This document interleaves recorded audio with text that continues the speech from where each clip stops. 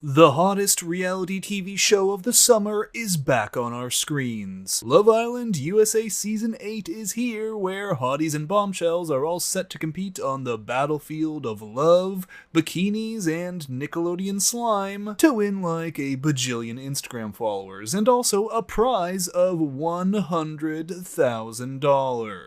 Over the next 6 weeks, America's sexiest singles will land in Fiji looking for love while competing for a share of $100,000. I mean, wow, you could get half a tank of gas for that. Oh, how I've missed you, Love Island narrator. From one disembodied voice to another, you truly are one of the best in the biz. But alright, this show is an absolute mammoth. It's on nearly every night of the week, so I'm gonna do my best to try and give you the gist of what's happened week to week. And of course, to start the season off, we're gonna need to meet our OG cast members, who are just screaming to be here. I mean, literally, screaming. This is where the magic is!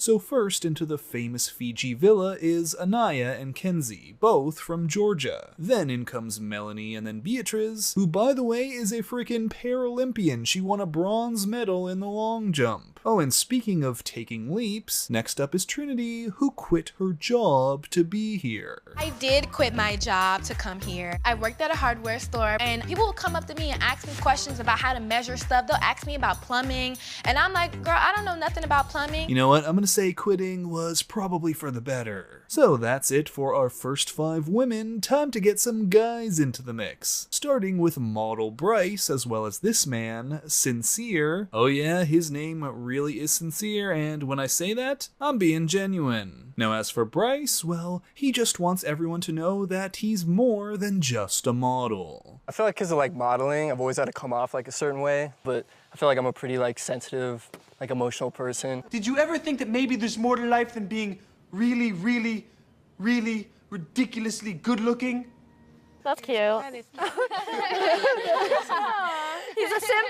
He's a simp. Yeah, oh my god. Oh no. Then we see Zach enter, and if you're thinking, huh, he looks familiar, well, that's because he's the younger brother of Charlie from last season. Then finally, in comes KC, a nursing assistant, as well as Sean, a cop, who by the way also happens to have a kid. I went on a monster streak on dating apps, at which point, had a baby.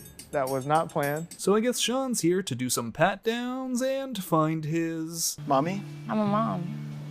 Mamacita. But alright, now that our 10 OG Islanders are here, production's going to be setting up a game to help them make out a bunch with no inhibitions. The true Love Island way. So production sets up these giant doors that they brought all the way to Fiji, where they're going to ask the singles questions like, what is your favorite sex position? And then you step in front of the door that matches your answer, and when the doors open, you get to see who also said that answer, and then you have to immediately make out with them. It's like Love Island law. And wow, Sean with the hands. You know you're off the clock, you don't need to do the pat downs here. I mean, my preference is to pull the hair, grab the neck, and spit in the mouth so it can get... Okay, details. The Holy Trinity. Yeah. So yeah, Sean here keeps matching with Beatriz, and they're doing a whole lot more than what's required, but these two are completely unbothered by it. Meanwhile, everyone else is learning who they might want to match with, and who is turning out to be a disappointment. Super attracted to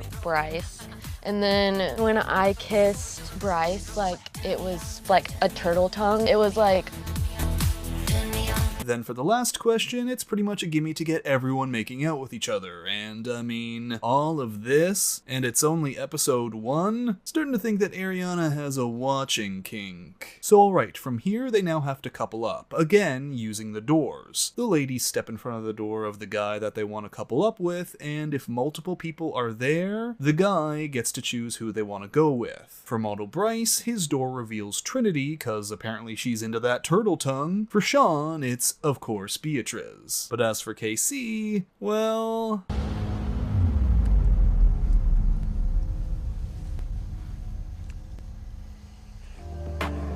That shit empty. Is there no one that... Meanwhile, Sincere sees Anaya and Melanie and he picks Melanie. Then Kenzie is waiting for Zach, leaving Anaya and Casey to couple up for the final match. And there you have it, the OG connections, who now get to skedaddle off and start mingling, start getting to know each other. And in this time, there are two revelations that I'm going to be talking about. The first is Beatrice learning that if she wants to end up with Sean, she's also going to become a... Mommy? I'm a mom. Mamacita. And while she's not entirely opposed to still coupling up with Sean, normally she turns down guys if they have kids. Then there's Kenzie with Zach, where Kenzie is starting to get worried because Zach describes his usual type as someone with dark hair and dark features, and overall the vibe here is off. Not to mention, Zach didn't pick Kenzie. She was the only one at his door, so she's starting to doubt if he has any interest. Like Zach said, like, he's never dated a blonde before. His type is dark features. Okay.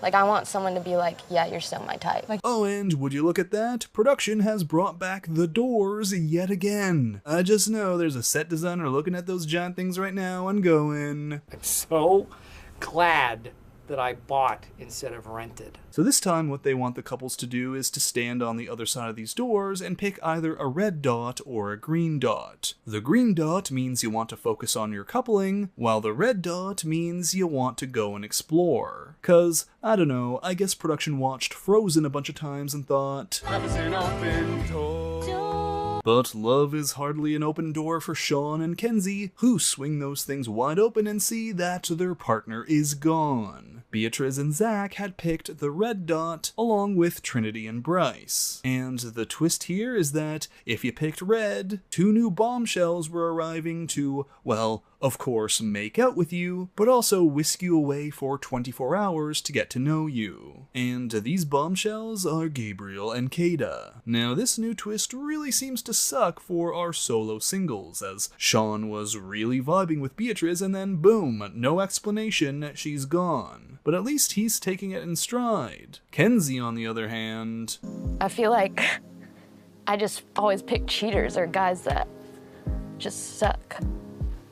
I'm always the only loyal one. Maybe it's because I'm a girl and like I grew up watching like Ella Enchanted and princess movies where guys like actually treat you good. Okay, now, while I do think we need to pump the next generation of men with as much Ella Enchanted as possible, hasn't it only been like a day? Aren't we supposed to explore here? So our bombshells fly off with the ones who picked the red dot, and again, someone in production must be obsessed with oversized furniture as they all get to spend the night in a giant bed together. Yeah, all three. A big win for the giant bed sellers of Fiji who just got their first two sales.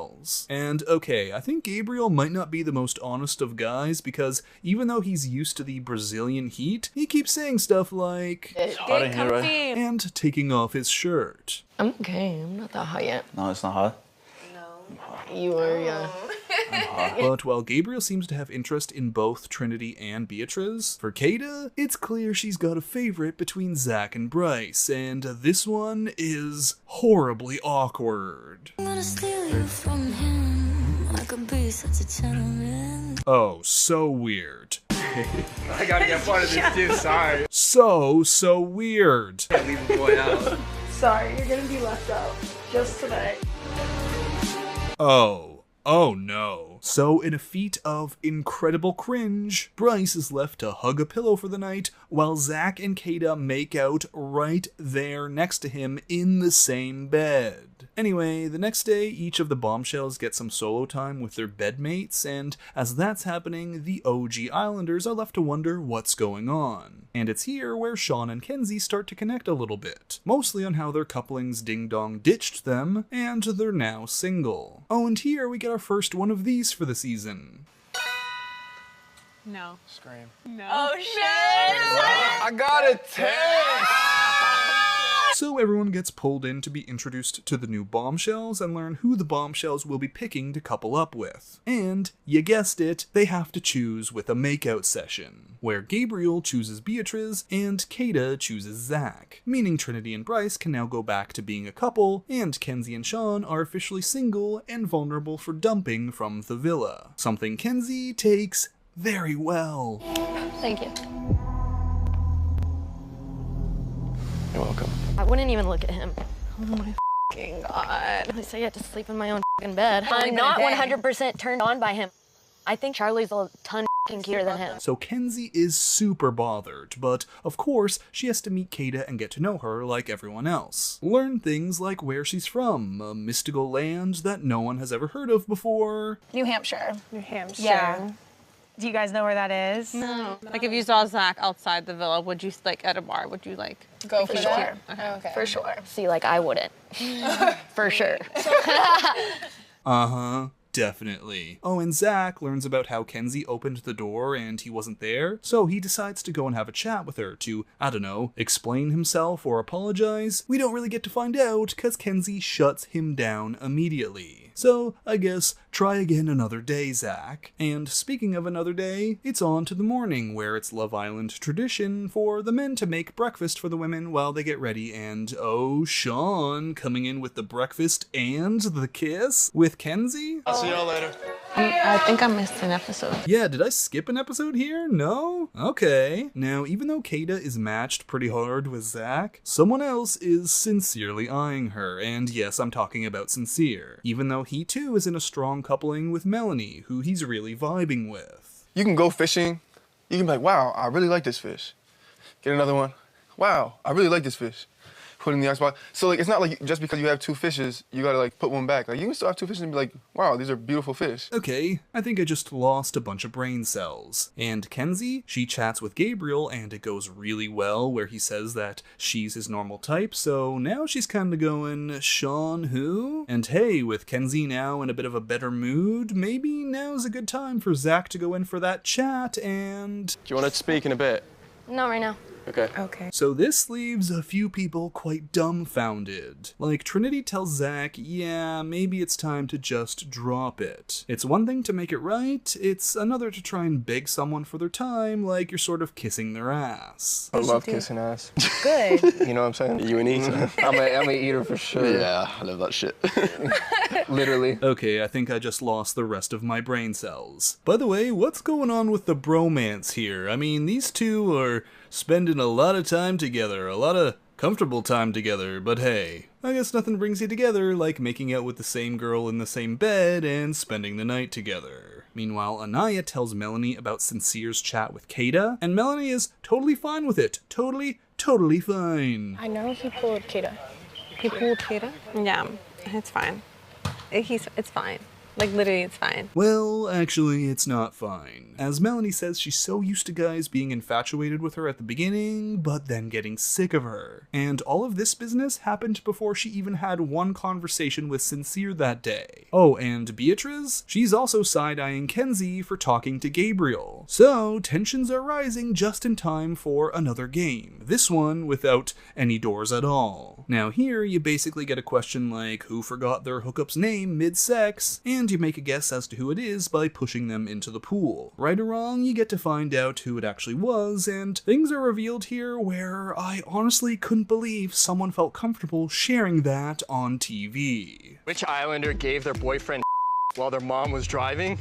Oh my god! So for this one, Kenzie gets pushed in, but no, it's actually Trinity who did this. All the while, everyone else is just waiting to hear what could possibly be the reasoning behind this. It was daylight savings time. What? You know what listen. But what actually causes the biggest stir is when the question, which Islander is guilty of texting other people while they were with someone else, is asked. And that person turns out to be Sincere, which only ramps up Melanie's insecurities from earlier even more.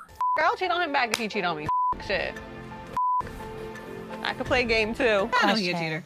Oh, really? I know he's a cheater. We're already talking about this. Okay, things are starting to spiral in a major way. It's okay because I cheat back. I never cheated back, but now I'm at a point in my life where if you cheating and I'm cheating, let's be cheating. Well, it's obvious that things have escalated, so Sincere pulls Melanie to chat. But here, Melanie is very quickly pulling away. At the end of the day, I like you. I'm feeling you. Not I'm feeling you. Yeah, but so am I.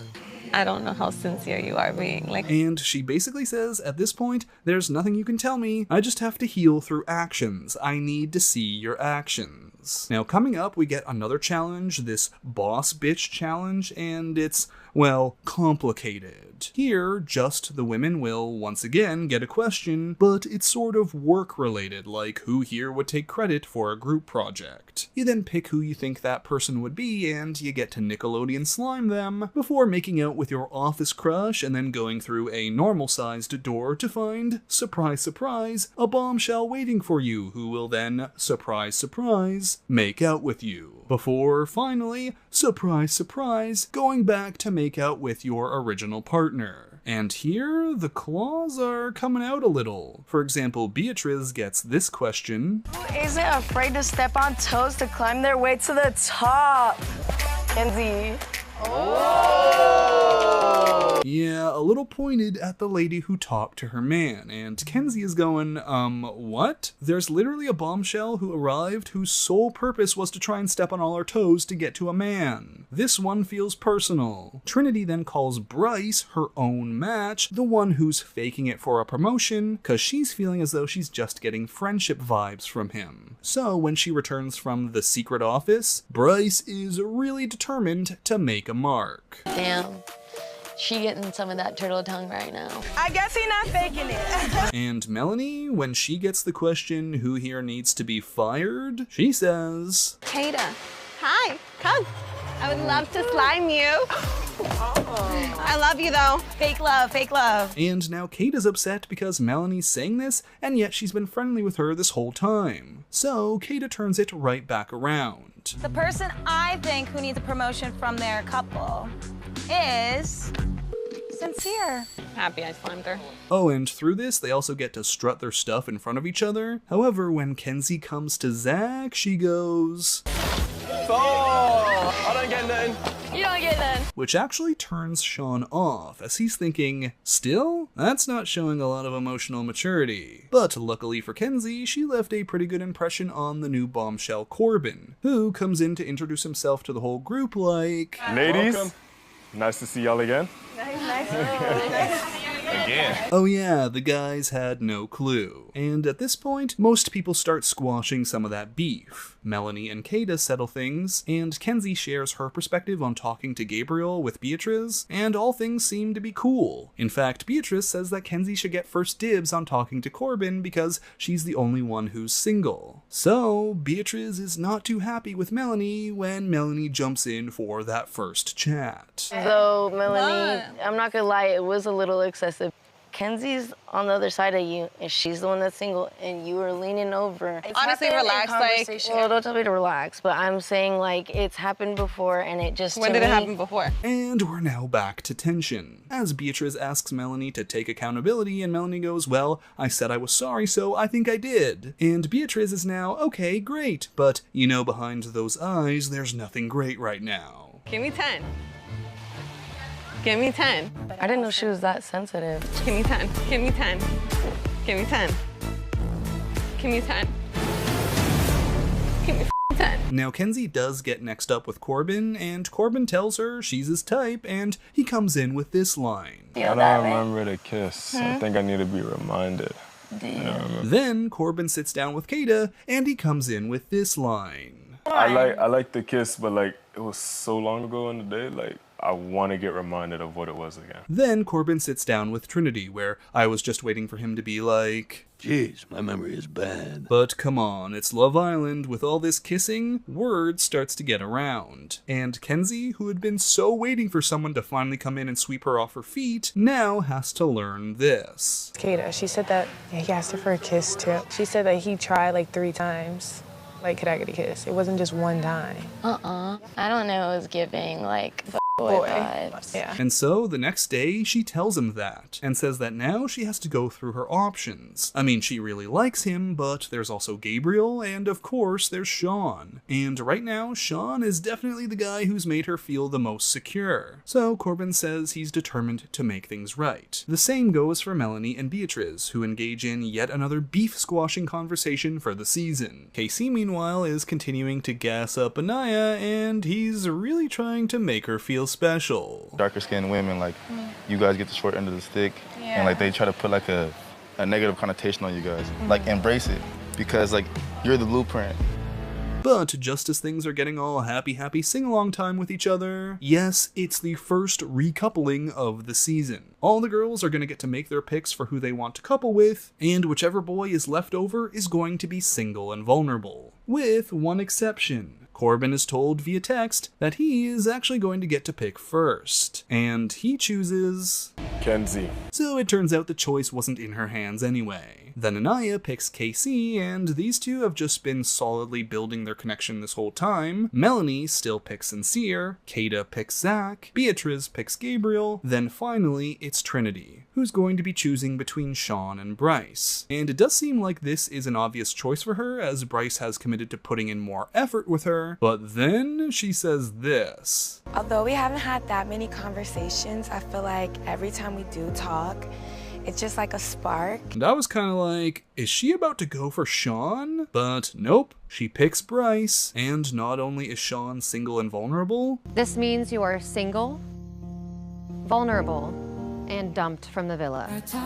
So there goes Cop Sean, the first dumping of the season. And while Kenzie says she still would like to have explored more with Sean, she ultimately reveals that if it had come down to her, she would have picked Corbin as well. Maybe it was the quick connection, maybe it was the drive that Corbin has toward her, or maybe it's just his hands. Your hands are so big. Like, oh my God. I was like, oh my God, I've never been with a guy with these big of hands. Like, hey, I got a guy that has big hands. Hey, how do you know what that means? So after the stress of the first recoupling, most of these couples are relieved and cheesing. Well, except Beatrice, who, yeah, is still super into Gabriel, but she's kind of seeing how some of the other guys were stressing and excited about coupling up with their matches, and is now thinking, okay, maybe Gabriel likes me, yeah, but is he just going to like me until something else comes along? Now, the next big event is going to be a Love Island slumber party where, my goodness, they've done it again. There's an even bigger bed than before. Now, that bed is so big, even with everyone sitting down on it, there's room for a lot more and a lot of activity, which of course is by design. As Ariana tells the ladies to don some blindfolds and explore the guys, using only your touch and instincts to guess which guy is your man, mark him with some paint, and then cuff him when you're sure. So first up is Trinity, and this one should be easy. As very strategically, she goes for the kiss right away with each of the guys, cause she'll know that turtle tongue the moment it comes in contact with her. And oh, yep, instantly she gets it right. And as this happens, Bryce is ecstatic. I mean, finally a girl kissed both him and Zach in the same bed, but chose him this time. Then Melanie is up and, Melanie, that's not your man. That's not a man at all. Well, no one seems to mind. But when Melanie does get to her man, she kisses him and moves on. Meanwhile, Corbin is over here like, what's going on? Sincere has the longest hair in the house. It should have been obvious that it was him, and she's now grabbing my short hair and still going. And then she goes back and forth. I mean, she's taken Sincere's fish metaphor from earlier to a whole new level. Now, eventually she does get it right, but not before Sincere's already gotten a little salty. Then, when Kenzie comes up next to search for Corbin, well, I guess it's a good thing there's some extra room there, cause in comes a new bombshell, Soul, who goes right for Corbin while Kenzie has no clue. Now, after Soul dips out, Beatrice goes and gets Gabriel instantly. And then in comes Kada and... This is a girl. That's definitely a girl. It's feeling like a girl. Well, funny you should say that, cause yes, there is a girl, another bombshell named Jen here to make the rounds. Before finally we get Anaya, and she, I think, is the first person to actually just touch around and figure it out without going straight into the makeout, and she gets Casey right away. But then, as the blindfolds come off and the ladies look around at all the colors on each of the guys, they notice something different. I feel like there's a color here that shouldn't be here. Who's red? Probably like the colors mixing. The colors mixing made red. And well, speaking of mixing things up, as Soul and Jen are revealed, Ariana sends out a bonus for the women. A bonus named Caleb. Caleb, welcome to the slumber party.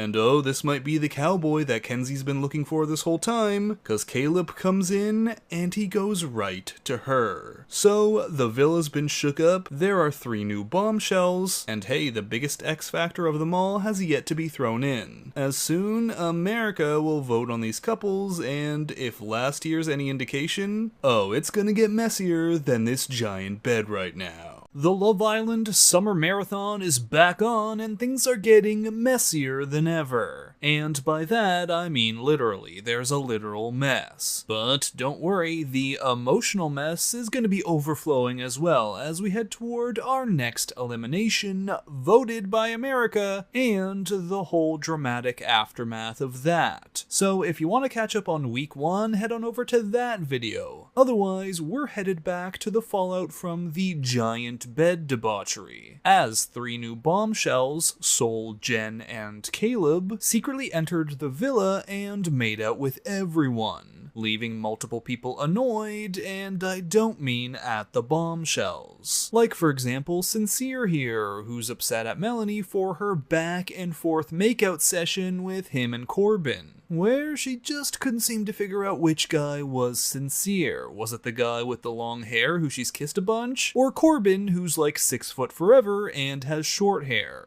Oh, and then there was her wildly giddy reaction when Caleb arrived. Now, Melanie plays ignorant to all of this, saying she had no clue who it was between the two, and the whole Caleb reaction was just her hyping up Kenzie while also blocking everyone's view. She was so excited, but it's not because she wanted him. And I mean, this guy is just perfect for Kenzie. At least on paper perfect, like... I moved down to Charleston, South Carolina about a year ago now. Oh my God, your boys. I install elevators for a living. I was working on cars for like all my life until about college, and then went into welding. I started welding like AC unit. Okay, this man could read through the dictionary, and as long as he did it with his southern accent, Kenzie's jaw would drop. I mean, this whole time where he's talking, Kenzie's just staring at him like... Blah, blah, blah. Proper name, place name, backstory stuff. Meanwhile, Sincere is thinking, with all Melanie did on the big bed, he's now completely open to other chats. It's just like, I just got like 2 new state-of-the-art, everything I ever wanted Christmas presents at my front door. Am I just gonna look at them? Or am I actually gonna open up the gifts and see what it's talking about? Well, with this analogy and the fish one from last week, looks like we've really got a Love Island Shakespeare in the works. So things are getting shaky. The girls start talking about what if one of the bombshells takes their man. Wait, who? Oh. But because if one of them likes him, I'm out. Shut the up. Oh, the blonde with the big titties. Yeah, dude, that's right up his alley. I ain't got big titties or blonde hair. And I'm missing a leg. Then Anaya gets upset with KC because he was so jokey when the bombshells came in, and he did nothing to reassure her. Plus, he was covered, and I mean covered, in Sol's red paint. All the while, Sincere has sat down with Melanie to tell her how embarrassing it was to have her make out with him and Corbin back and forth like...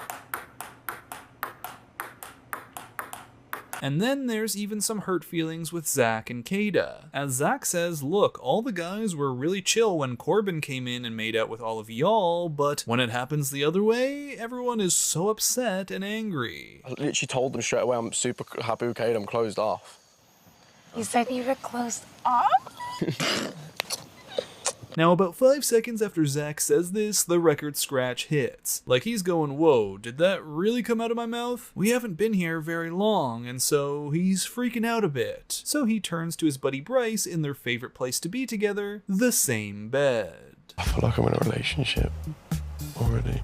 It's stressing me out. And he's not talking about his bromance with Bryce. So Zach and Kada have another chat and agree that it's cool to keep talking to other people, which one of them will do, but not in a way either of them are wanting or expecting. Now, Melanie here has also been sharing with everyone else that she sincerely didn't know which of the 2 guys she was kissing was Sincere. And, absolutely no one is buying it.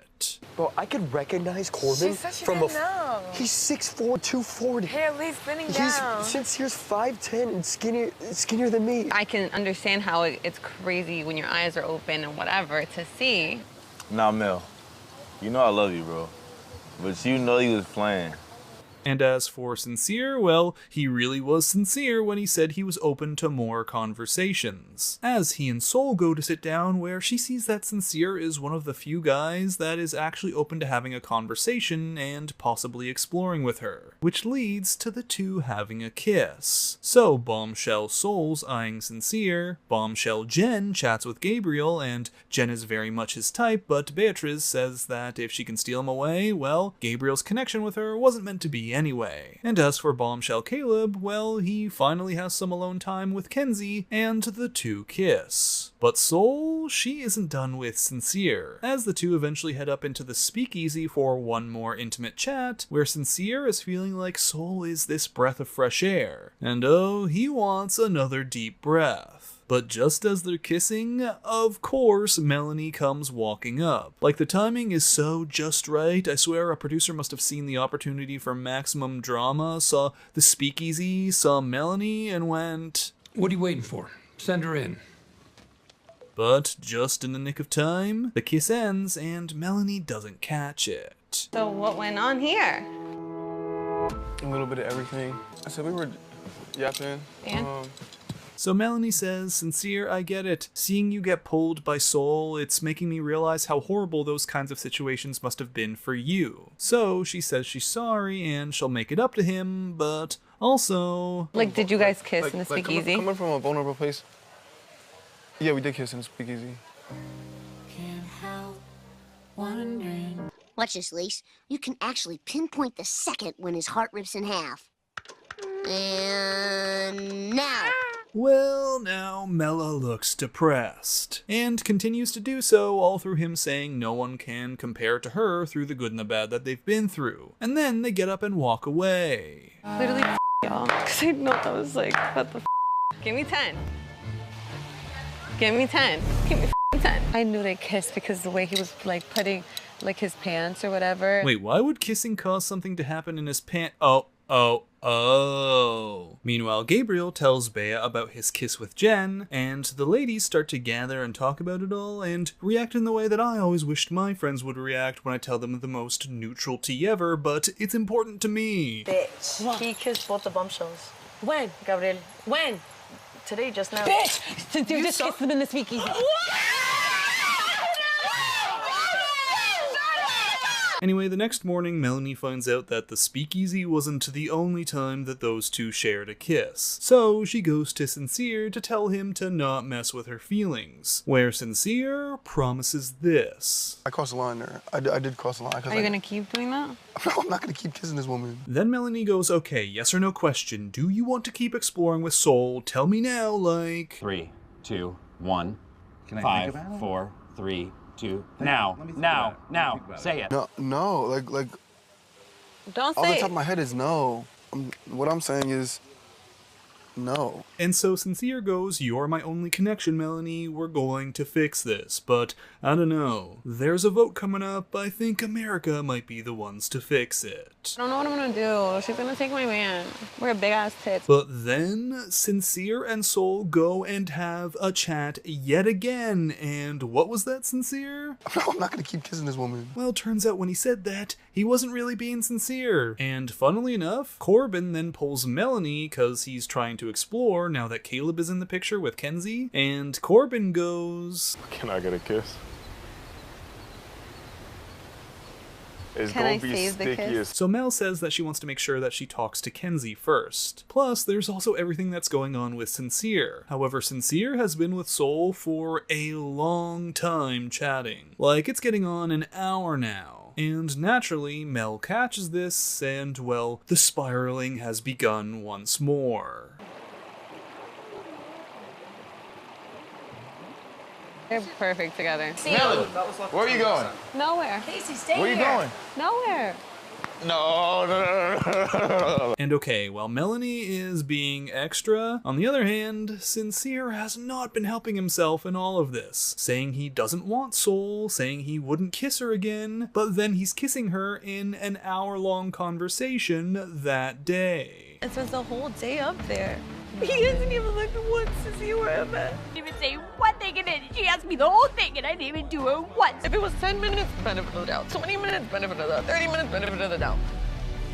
It's been more than an hour. Oh, and Kenzie finds out about Corbin asking for a kiss, and she's been thinking she still really wants to continue with Corbin, but now she's backing off a bit. Things are just breaking down, including, apparently, with the Love Island voting app, cause there was supposed to be a recoupling ceremony that night, but now it's been delayed a day cause the votes couldn't be tallied. And then, to add more to the insanity, we suddenly get Bryce going. Obviously Trinity's my number one, but I think I might talk to Kata. Huh? For real? Did we forget the part where you were in bed with Kata and she said, Sorry, you're gonna be left out.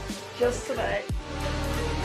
So there is a bit of trouble with Bryce and Trinity, cause Bryce is a bit annoyed that Trinity keeps comparing them to other couples, while Trinity says that she just wants more affection. And then there's this Kata business. Mostly it's just that Bryce wants to explore it so he knows either way if something could happen or not. And he is honest with Trinity about this cause you gotta be, but... I'm not with it. Yeah, me too, Trinity. Me too. Oh, and yes, he also tells his BFF Zach. Kata? Really? Yeah, I just wanted to see. Oh, like in a legit way? I just want to see if there's something, because I feel like this early. Swear. What, are you good? No, go for it. No. Meanwhile, Sincere has finally finished his chat with Soul, and he sees how Melanie has reacted. So he's ready to apologize, but Melanie is still feeling hurt. I did too much. I know I did. How many times did you kiss in there? Again, How many times did you kiss in there? I don't know.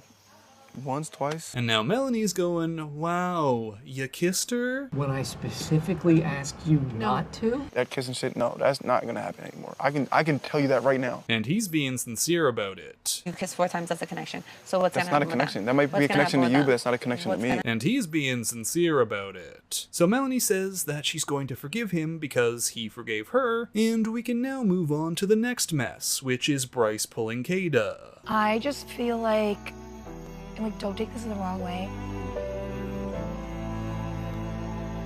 I just felt like we were more friends at this point. Sure. So that was a waste of time, and now Trinity and Zach both feel awkward, and Bryce is left having to apologize to Trinity and build things back up. But a new day in the villa arrives, and that means a chance for a reset on all the drama and the issues. You know, as long as someone doesn't do something stupid immediately. Oh shit, yeah, you're making food for Mel, obviously.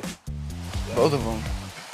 You're making food for both? Yeah. No. Bro, you're making food for both? I'm trying to balance. Yeah, Sincere makes breakfast for both Melanie and Soul. Anyway, things move on to the next challenge, where once more the theme is mess, as it's gonna be the pie challenge. You answer questions, and if it's a nice round, you get to kiss the person. If it's a naughty round, you pie them. So for example, a question during the nice round would be something like, who's most likely to remember your coffee order? And you give your answer and then you kiss. But for a naughty round, the question might be, who's most likely to ghost you? And then you pie them. But what happens here is that for a bunch of the naughty rounds, Sincere and Soul get pied for their exploration, and this really gets to Soul. I'm sorry. Soul. Oh, my baby. Damn. She had to put the hands down, bro. It's just a game. Over this villa so bad. So Soul just leaves in tears because she's going, what have I done wrong? All I've done is come in trying to find a connection like everyone else here, and I talked to the one guy who actually seemed interested in me. And well, everyone is kind of feeling awful when they see her getting emotional. But even when Sincere comes in to try and console Soul that night, she's sort of at a loss because what's the point? With Melanie in the picture, it seems like this relationship can only go so far. However, at that moment, like a bald eagle swooping in to snatch its prey, the American votes have arrived. It's time for a recoupling ceremony, where Ariana tells the group that America has voted on who they think each of the new bombshells should couple up with, and America's votes will force those two to become a couple, breaking up whoever they're with now. So America's votes are revealed, and Caleb gets matched with Kenzie, Jen gets matched with Gabriel, and of course, Soul gets matched with... Sincere.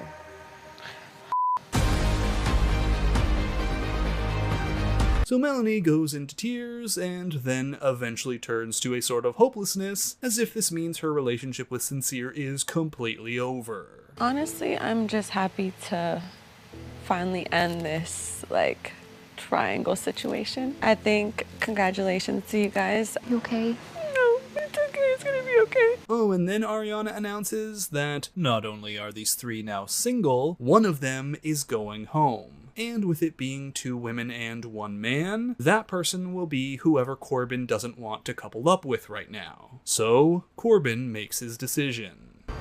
Melanie. So, Bea is just gone. Gabriel's left in tears along with everyone else. Don't cry, you guys. Dude, it's not that bad. I'm not dying. And that's that. Jen and Gabriel are now left to awkwardly navigate into a new relationship, despite how he probably would have picked Beatrice if he had the choice. Besides our connection, she was like a great person. No, I think she was a great person. Was a great person? I'm not dying. Now Melanie, she says this is a blessing in disguise, despite looking absolutely depressed, cause Sincere can now explore Soul and she can explore Corbin, but also she can't sleep in that room tonight, so she goes to sleep outside in Soul ties. But as a new day arrives, the emotions of the other night are washed away. Jen and Gabriel have apparently finished their solemn mourning of Bea, and Melanie has turned from sadness to a new stage of grief. Anger. If you have a connection, just say it. He everything but his name. I'm so sorry. He is not sincere. Now from here, the new rumblings in the villa are this. Soul and KC talk, where word gets around that KC had been interested in Soul but didn't pursue it. Kenzie gives Mel the green flag to explore Corbin, and Kada and Zach get awkward after he says this at night.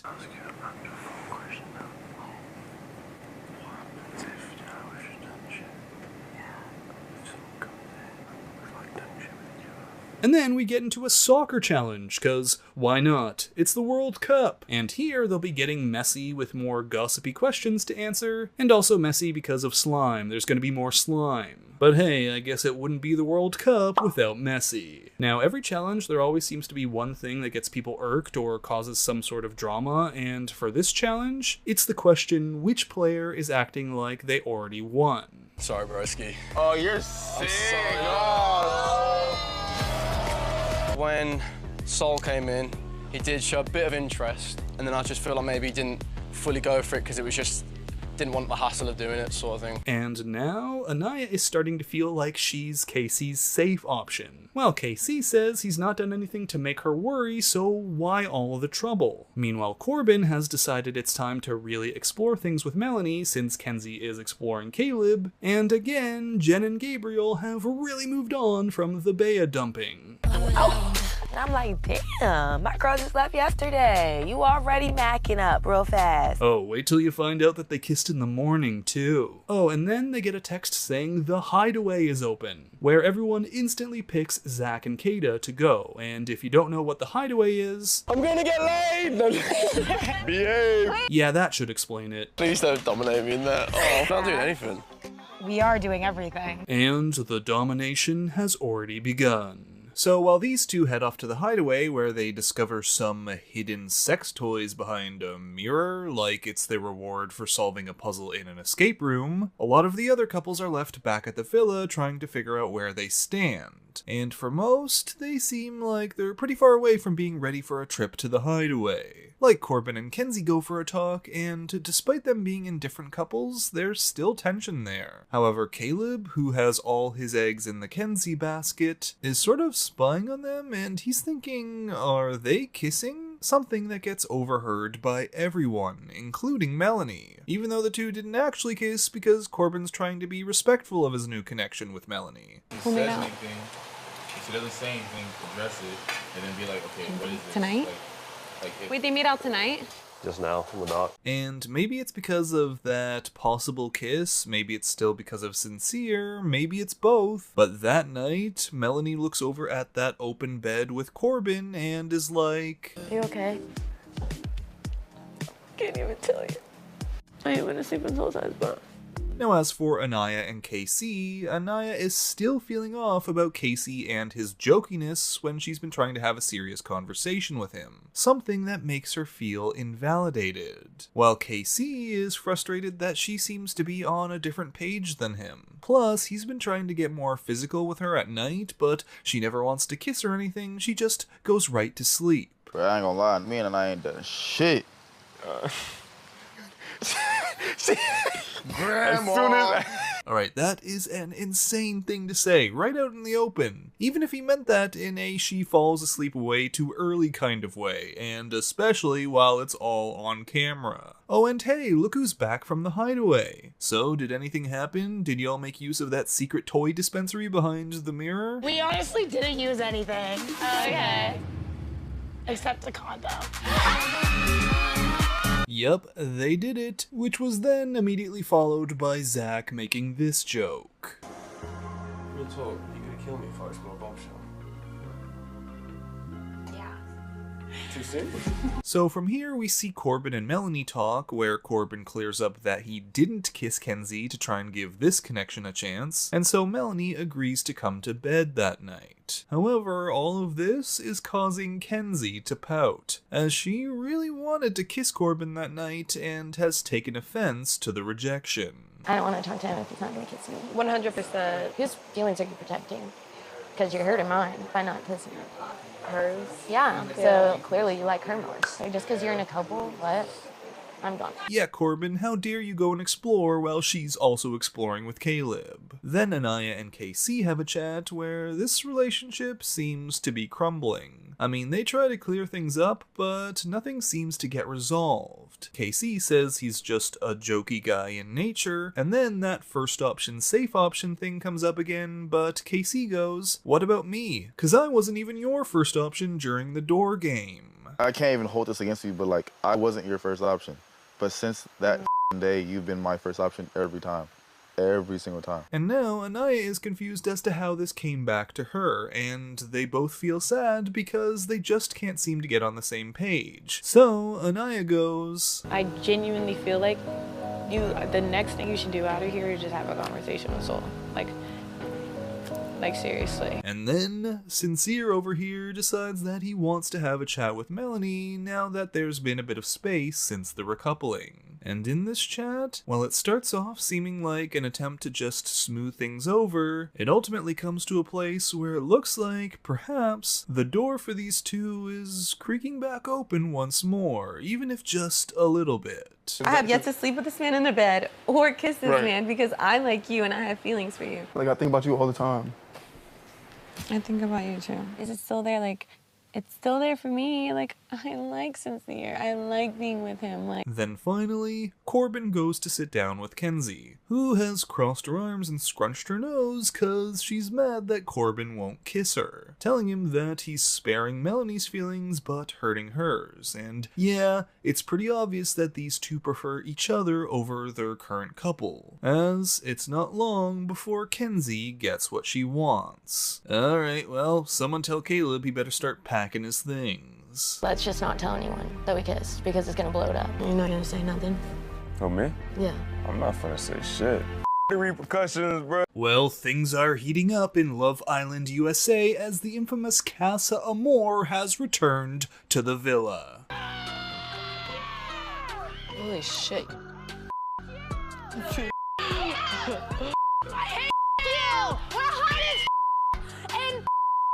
Yes, this latest week of episodes brings us around to Casa Amor with a dramatic twist. And couples that were feeling solid might not be feeling that way anymore. I'm too smart, I'm too beautiful, I'm too amazing for a shit sandwich like Corbin. But before we get to all that, let's pick up where we last left off. And don't forget to catch up on my previous videos if you haven't. So right now we've got quite a few couples feeling less than solid. Casey and Anaya are still not on the same page about how unserious he is and if she is just a safe option. Zach says it feels like there's a lot of pressure for him and Kata to be closed off now that they've been to the hideaway. Sincere is with Soul still, but might be rekindling something with Melanie, and Kenzie and Corbin had their secret kiss that they plan to tell no one about, except Jen, cause Kenzie tells her almost immediately. Meanwhile, Kenzie's current match, Caleb, has seen her getting closer with Corbin, so he's basically spent the whole time walking around the villa like... But don't worry, Kenzie is still going to sit down with Caleb and give him some reassurances. And also a little bit of nursing knowledge, too. Do you have really good vision? Yeah, 2013. I have 2030. Do you? Yeah, 2013 isn't that good. No. 2020 is the normal. The lower the second number is, the better it is. No. Wow, it's crazy how Kenzie can't see she's wrong here, but to be fair, her sight's worse than she thinks it is. I was in nursing school. 2030, so it means that what people have to be at 20 feet to see, I can see at 30 feet. Oh, I thought it was the opposite. No. It is, in fact, the opposite. But all of this is ultimately leading to another recoupling, and this time everyone is instructed to write a letter to the person that they want to couple up with, and fill it with all sorts of good thoughts and nice comments explaining why you care for this person. Then everyone will get together and stand by a mailbox to see if anyone wrote them a letter, and if two people both wrote a letter to each other, they will automatically couple up. So you have people that are easy matches like Trinity and Bryce, Jen and Gabriel, and even Anaya and KC, who actually come to a really good place once they read each other's letters and hear how much they care for each other and why they are the way that they are. What we have means a lot to me, and I believe the strongest connections are the ones that work through challenges together. Growing up, life wasn't always easy, so humor became a way for me to escape. Oh, this makes me feel bad. But then we get to the complicated pairs, starting with Kenzie, who receives 2 letters in her mailbox. Letters that she has to read out loud, while Melanie, Corbin's current match, has to stand there with the knowledge that one of those letters is Corbin's. Then we get the dramatic reveal of Caleb's mailbox, which shows that he received nothing, and Corbin got Kenzie's letter. Surprise, surprise, so they're now a couple. But the kicker is that Corbin only got 1 letter. So Soul's now doing the math over here and realizing that if there's only 1 letter in Corbin's mailbox and it's Kenzie's letter, well then Melanie must have sent her letter to Sincere in an attempt to recouple with him. And well, yup, Sincere opens his mailbox to reveal 2 letters, Soul's and Melanie's, where Melanie says she wants to try again. But then we cut to Soul's mailbox and...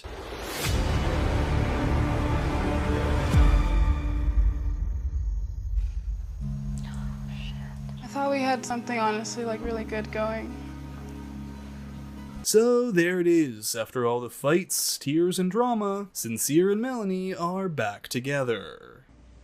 Yay. Which leaves Soul and Caleb as a default couple, and boy do they seem so happy. I mean, both are about to walk back to their bed together like...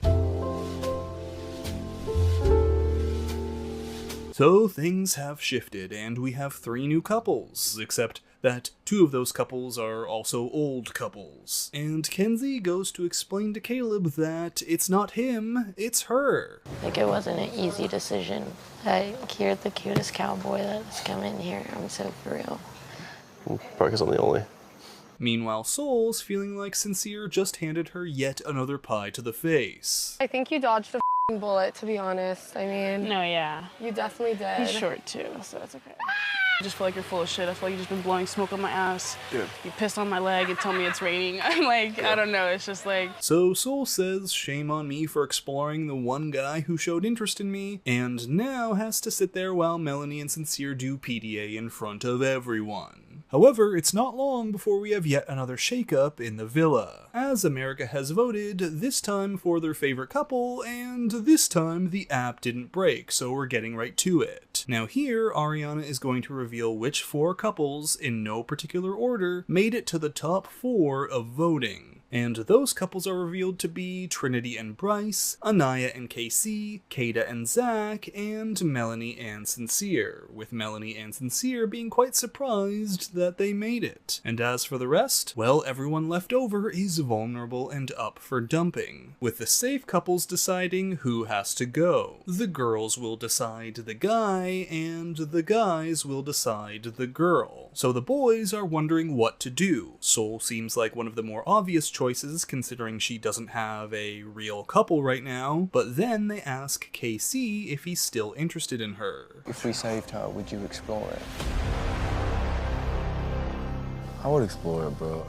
You would. Now as for the girls, they're divided. Caleb, like Sol, is also an easier choice, but they wonder if he's really been given a fair shake. Meanwhile, others are feeling like Gabe has been coasting. Ultimately, the guy's decision is... Sol. Careful what you wish for. Dang, and they even had Sincere delivering the final blow. Then it's time for the women's decision, and they go with... Gabe. Now this really pisses off the guys, because they think Gabe's in a couple, he should stay. A couple that's working. Plus now they've eliminated 2 different people from 2 different couples. So yes, the guys are upset, which leads to the girls getting upset, that the guys are upset, and just everyone is upset. They acted that way because we didn't agree. Don't piss me off. Bro, they already Because pissed I'm me about off. to see a different version of me. He said y'all made the wrong decision, and then when we were walking off, he was like, maybe the girls won't get breakfast tomorrow, bitch. Just because he's promiscuous doesn't mean he's not capable of loving somebody. Yeah. That is like the most slut-shaming shit I've ever seen in my life. Eventually, everyone cools off and decides to not let this ruin friendships, but Corbin still pulls Kenzie aside to say, okay, don't shoot the messenger, but some of the guys were saying that by the logic that y'all use to get Gabe out, you know, him being lustful and only looking for the next bombshell, well, by that logic, they think that they probably should have eliminated you. No, Intimate or lustful. kissing. I'm not lustful. Alright, she's got 20/30 vision on this one, too. We kiss each other every day. We're slapping each other's asses and we're doing all this stuff, but you're talking about lust. Are we not all lustful in this motherfucker? Alright, enough arguing, let's move back to happy friendships again. And hey, look, it's the friendliest friends of the whole season, Zach and Bryce. Girth check. Give me just half a second. What the What in the heated rivalry, but without the hockey or the rivalry, is going on here? Snake you got down there. What'd you think of that? Long. It's nearly my boner, that was. Alright, I've seen the allegations against these two online and wasn't gonna say anything, but yeah, the allegations are not being beaten. That was like my semi.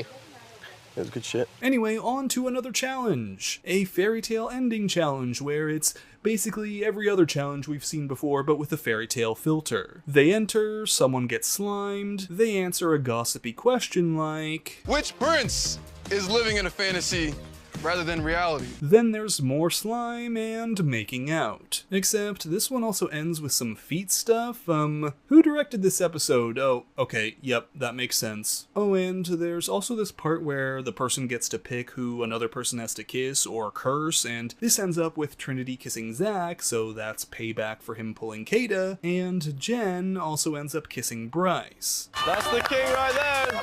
He uses like too much teeth. It feels like this, and I'm like, what is going on? The turtle tongue accusations live on. But the biggest issue that comes from this is how enthusiastic Kata seemed to be while kissing Caleb, which gets Zach all sorts of jealous and moody. Oh, and Casey had previously made this comment about not being surprised that he and Anaya were in the top for the couples voting, as he thinks it's just them or Kata and Zach at the top, which eventually gets back to Bryce and really ticks him off, cause he's now talking to Trinity about it and going, well, we don't have nearly the same issues that those two do. They've been struggling for a while. Plus, KC said that he was willing to explore with Sol when they brought up eliminating her. He's the one guy who said that. So Trinity then decides to bring this information to Anaya. Obviously, when they had the decision to vote for Sol or whatever, Casey was one of the only people that did want to keep Sol. And, well, all those insecurities she had before start coming back, leading to Anaya talking with KC, where KC says, yeah, if Sol had stayed, he probably would have pulled her, and that it would have made more sense to have kept Sol. You know what? Do whatever you want. I don't even care. Oh, no hug, no. So the cycle continues with these two. Anyway, another day arrives in the villa, and apparently something unusual went on in the night. And I'm saying unusual because I have no clue what this means. Which one of you was doing french fries? Me and Bryce was like, that's not kissing. I was definitely getting some french fries. Alright, just to be clear, I had to Google this, and when I typed in French fry and stopped right there, before I even got finished, it autofilled to French fries Love Island. So thank you for that, everyone. I don't feel so alone in this anymore. And if you want to know what it means, basically French fries equals not the main dish, but the side dish. You know what I mean? Not the hot dog, but the finger food. I can't make it any clearer than that. Anyway, Kenzie then asks Trinity if she's ever had French fries with Bryce before, and she says no, but I've seen the hot dog. I've seen it too. It's cute. I'm sure Bryce loves that description. But hey, at least now Trinity has gone as far with Bryce as Zach has. Now at this point, they all get another text, and it's one more challenge, the infamous Love Island Heart Rate Challenge. Or so they're told. Because as everyone gets all dressed up, ready to try and raise the heart rates of their fellow islanders and starts practicing their seductive moves, okay, once more, the allegations will not be beat. And you know what, I just have to stop for a second because I realized that's actually Caleb with Zach. My bad, given the scenario, I just naturally assumed it was Bryce. Well, at this point, a second text comes through just for the guys, and... Boys, change of plans, please get ready to leave the villa. What? Please get ready to leave the villa. And head to Casa Amor. So the guys sneak out of the villa, and the women have absolutely no clue. They just strut on down and find this giant gift waiting for them, thinking that this must be part of the challenge, or maybe the guys are in there. But nope.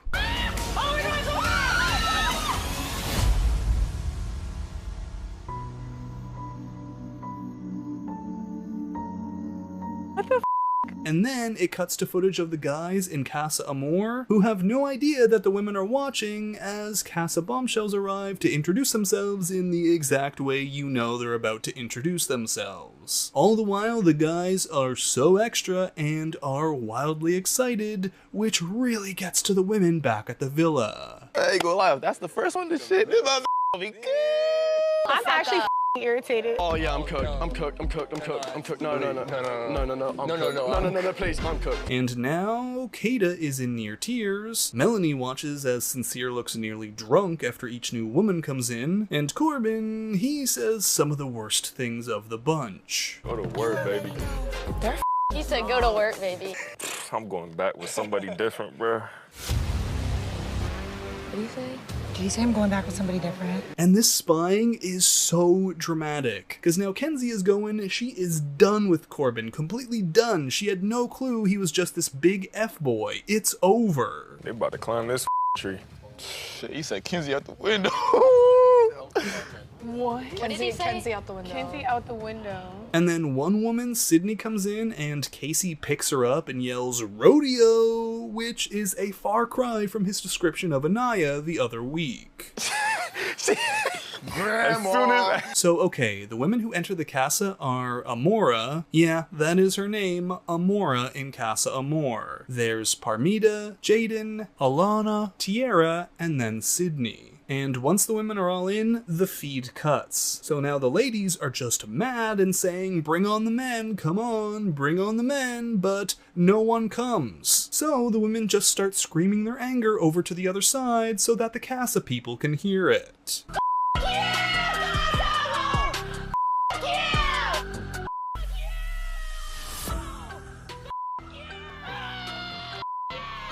But I guess the yells of "FU" weren't loud enough to reach the ears of these men, as they all continue to chat down the new Casa women without looking over their shoulders. Like Zach has an in-depth conversation with Alana, who tells him this. You know your brother? You do? You know him now? Yeah. Oh no, you hooked up. No, you didn't. We made out. And when Zach finds out that Alana also has a cat named Mewtwo after the Pokemon, and she likes Marvel... I was rewatching all the Spider-Man movies. I swear on my life. Yeah, I'm cooked, I'm cooked. Yeah, she's got everything Zach wants in a woman. A cat, nerdy interests, and she's family-oriented in that she's also been with his bro. Yeah, I'm cooked, I'm cooked. So while the women back at the villa sadly head to bed alone, the couples forming in Casa are Parmita and Caleb, Alana and Zach, Sydney and Bryce, Jaden and Corbin, Amora and Sincere, and finally Casey and Tierra, where it does not take these two long to start kissing. And all through the night too, just don't tell me she's waking up to some french fries. But as for the women back at the villa, well, of course, they're going to be getting their turn the next day. And for all their pain and suffering from the other night, Ariana is going to be gifting these ladies with a boatload of men. Literally. Forget 6 boys. Let's make it a dozen! Casa, Amor! Casa, Amor! So we have 12 men entering the villa for Casa this season. Production really said, we're not messing around, we need these ladies to actually find someone tempting. The only issue is it takes all day just to introduce everyone. Like, all the guys come in to say hi, and the women are going one by one like... Hi. Hi. Hi. Hi. Thank you. Hi. Now, these 12 guys will be shot down to 6 later that day, so to start things off, each guy gets to come up and kiss the 2 women that caught his eye. And Anaya is finally thriving because a lot of the men come up and pick her. Plus, you know what's really great about these guys? It's like no turtle tongue, no none of that. I don't gotta teach this man how to kiss. So after this and going off to chat with the group, the ladies ultimately decide to keep Corey, Che, Gall, Ronnie, Dylan, and Carl. And now the true Casa experience is on, but I don't know. With a few exceptions like Kenzie, who's over Corbin, and Jen, who is single anyway, to me it seems like some of the women are just Casa-ing because it's what they're supposed to do. They'll explore, but really they're thinking of their original man. Should we just say it together? Okay, 3, 2, 1. I miss my man! Meanwhile... Bro, I forgot, like, I'm in a couple. Oh, bless me, Father, I have sinned. Now, one villa guy I really like is Carl here. Because Carl teaches Anaya some Mandarin, and he seems like a really sweet guy, so Anaya just says, F it, Casey is off having his rodeo time, I'm gonna make out with multilingual Carl. And as for Trinity, she decides that she'll be sharing her bed with a man named Corey. But while she gets ready to turn in for the night with her Casa match, Bryce over here is starting to miss his greatest connection. And no, I'm not talking about Zach, because he's off making out with Alana. I was talking to Alana and like I made a joke and she was like, I don't get it. And I was like, Trinity would have died laughing at that shit. Yes, Bryce misses Trinity, saying there's been no spark with any of the Casa women, leaving him to walk back to his bed like... And well, thankfully, production didn't pull out the Jumbotron gift box with a live feed over to the other side, cause if they did, I don't think Bryce would like what he sees. Trinity does make me feel like I'm enough. Well, it was only a matter of time before Love Island got its big villain of the season, and this week of Casa Amor delivered it to us. And not just one, but 2. How you feel about that? Annoyed. I just think he's literally a piece of shit. I understand people are going to be mad, people are going to be upset, but I gotta stand on all you. So where we left things off last week, women like Kenzie were yelling their discontent over to the guys in Casa, while simultaneously doing the splits, cause it's just her thing, that's her thing. And this was because all the guys went wild meeting the new Casa women, and it all got secretly live streamed to their couples in the villa, where Corbin over here was exploring a woman named Jaden, but now he's doing some even more exploring, this time with Parmita. Do you remember when I messaged you on Instagram? You had not messaged me on Instagram. serious? Oh look, another reality TV couple that's messaged each other before going on the show. This is like the reality TV equivalent of insider trading. So, in no time flat, Corbin's previous Casa connection, Jaden, has been dropped. And now Caleb over here is going, huh, Corbin? Sitting and getting close with my current match, Parmita? I've seen this before! Oh god, I've seen this before!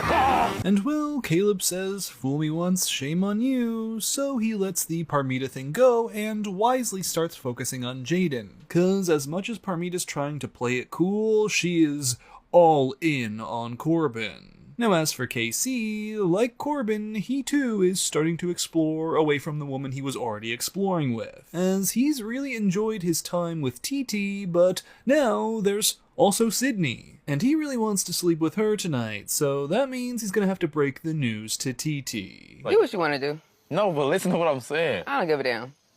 You mad? I'm not mad. But it's noted. I want you to go based off the best connection. Yeah. Remember that you're here for the best connection. Vice versa, too.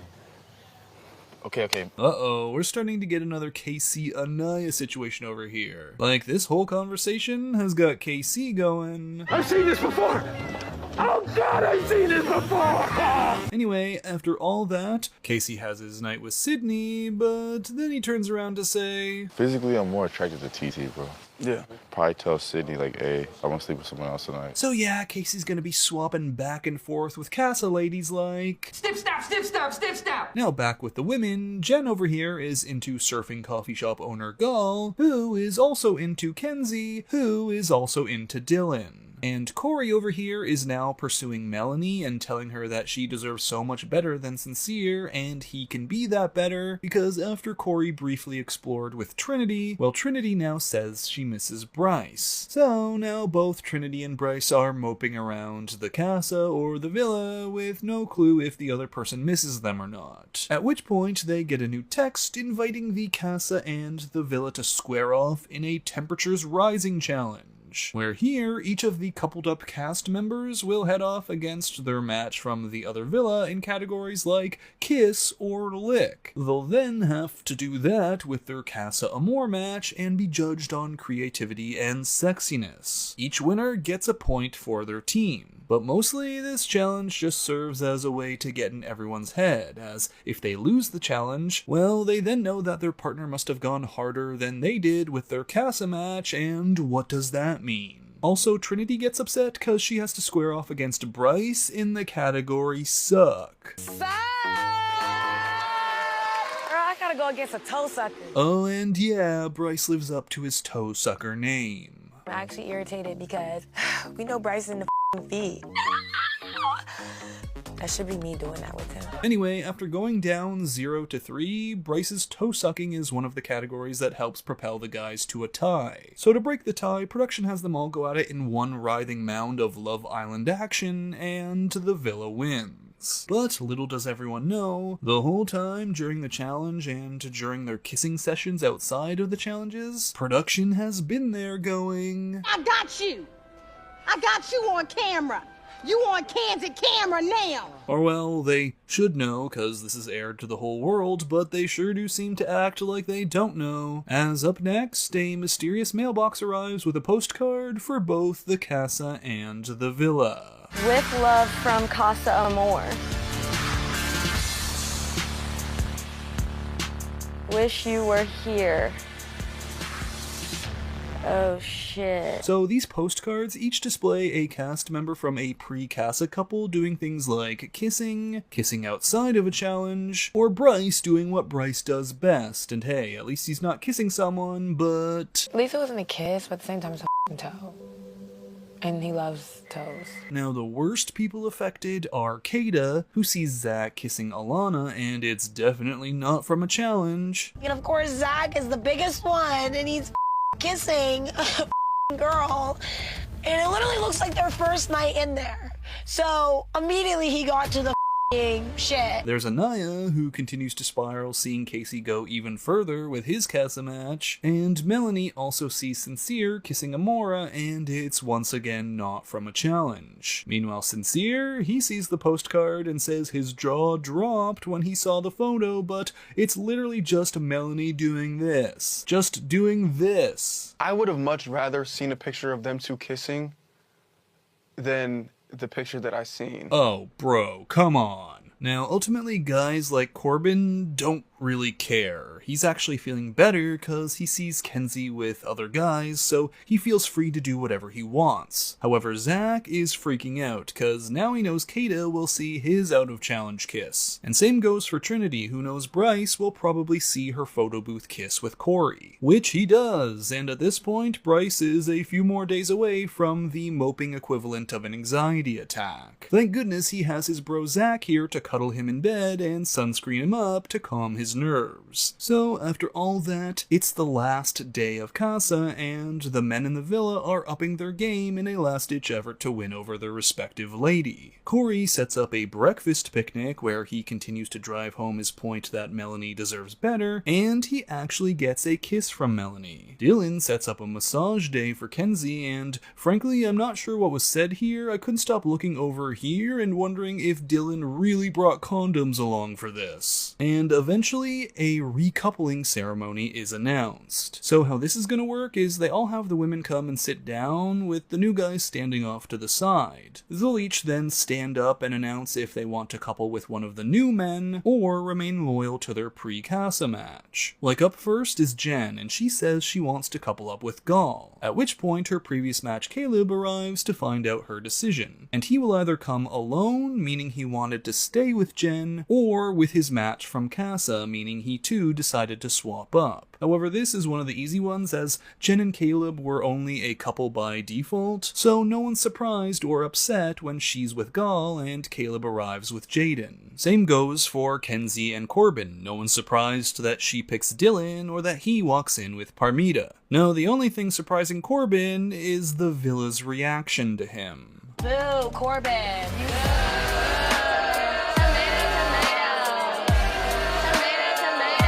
Meanwhile, Corbin turns to Parmita going, "Smithies, are they booing me?" And Parmita says, no, they're not saying boo, they're saying Corboon. Corboon. I got to see that lovely video of you talking shit about me right when your Persian cat came out. What video? What video? Yeah, so this is news to the men, who immediately start to sweat when they find out. But Parmita over here is completely confident. I feel confident. I wouldn't. I got to know Parmita a little bit more, and it was more natural. After 3 days? Yeah, after 3 days, and after the french fries? Come on, Corbin. Anyway, Parmita sticks up for her man, going he said all those things because he was with his boys and was thinking with his french fry. And then we move on to Kata, who says she's mad at Zach, but is still deciding to remain loyal. Which means it's Zach's turn to show up, and... Cross one off the shit list. But yeah, Kata is still mad, and Zach says the picture from the letterbox doesn't really paint the full picture, as when he kissed Alana, he immediately missed Kata, and I was going, immediately? Was it immediate the first time you kissed her, or all of the other times? Now, up next is Melanie, and it's a sort of similar story here. She's mad at Sincere, but even though Corey did everything right, she wants to remain loyal to Sincere. Sincere then comes rushing in alone, expecting to be received with open arms, and instead, Melanie goes, I feel embarrassed. We got a letter, and in the letter you were biting the shit out of somebody's lip. Every time I'm away from you and my eyes are not at you, you do something completely different. Anyway, next up is Bryce and Trinity, and they're both stressing, but of course they're both loyal to each other, and these two are quickly becoming my favorite couple here. But the real drama for the night is about to start, as it's now Anaya's turn. And Anaya had really been vibing with Carl here, who seems super sweet, and honestly, after all the troubles that Anaya and Casey had been having, I was hoping she was just gonna go with Carl. But nope. Even though Carl is so perfect, but I feel like the whole time I was thinking about Casey. Yes, Anaya remains loyal to KC, which is headed for a disaster, as when KC walks in, he is not alone. Can't even look. Now you dead ass. Look up, like. I feel so stupid, honestly. You're not stupid. You're not stupid. He's a idiot. I mean, that's a sad reaction. Something easy to hear. So all the women erupt on KC, and Anaya is in tears going, "I picked you. All this time you've been telling me that I didn't pick you at the doors, but this was the time where I was standing up and saying, I pick you, and you didn't pick me." And Trinity is pissed because of Casey's comments about how Casey and Anaya were a better couple than her and Bryce. Then it's at this point where TT boldly steps forward to defend her man. It don't matter. He's here for him. And baby, I'm not speaking to you. I'm talking to Oh my gosh, he's a grown man. I'm tired of him speaking for y'all. I ain't gonna lie, I forgot the question. First of all, you a little girl.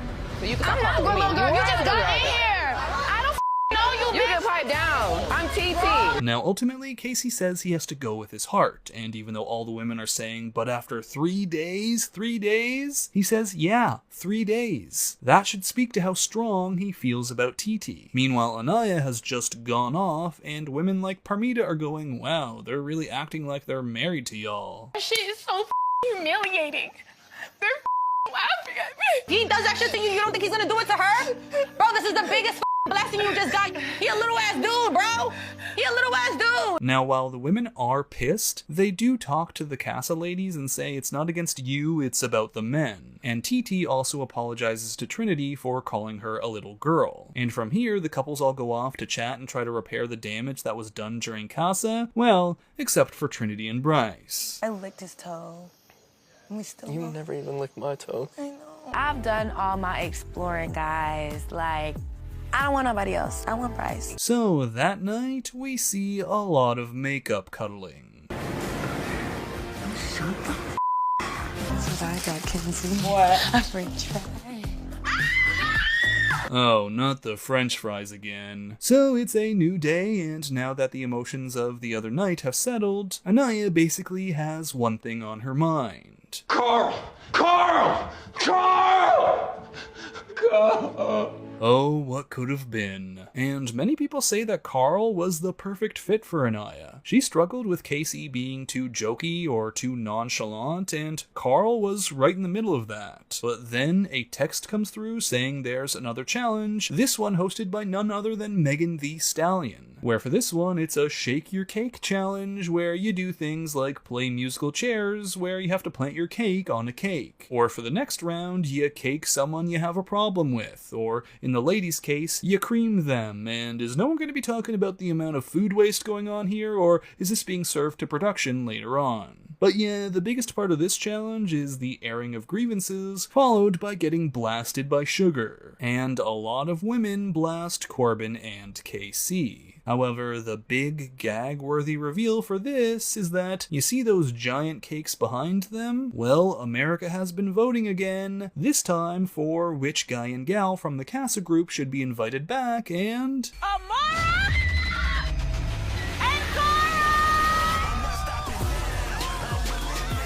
So now all Anaya can think is... Carl is here in this world.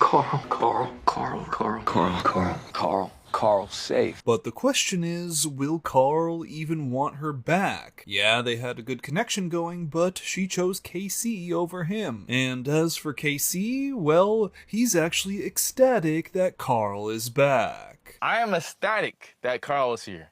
So you could get off my dick. Let's see how great of a guy he is to you. Charming. Now, the other bombshell in the room to address is Amora. And at this point, everyone turns to Sincere going, are you still interested? I mean, it seems like a silly question considering how fragile his relationship with Melanie is right now, but that hasn't stopped him before. So Sincere says, nah, it's not happening. And Carl and Anaya sit down where Carl says, yeah, it is happening, but he was hurt and he's going to need to take it slow. Plus, he'll probably still talk to others just to see. Oh, and Amora and TT also talk, discussing how Sincere's essentially downplayed his time in Casa while back with Melanie, and this basically leads to Melanie spiraling back to the place she was at when Soul was around, telling Sincere there's nothing he can do now but show her his feelings with actions. moments. And Sincere also clears the air with Amora. Yeah. All right, big dog. Well, I'm... Yeah. All right, big dog. What? Big dog is crazy. Oh yeah, and Zach's back in trouble because Amora had said that Zach wasn't acting as bad as KC was at Casa. However, that has Kata saying, okay, but KC was acting real bad, so how close to that was Zach? But alright, there is one bright light amongst all this, and that is Bryce and Trinity. They're doing great, and Bryce is starting to think, after Casa had pulled them apart and they stuck it out for each other, he's done exploring, and he wants to make it official. Like, make it just like official between us. Like boyfriend and girlfriend. Oh shit. Really? I'm like, that's really the next step. Boyfriend and girlfriend.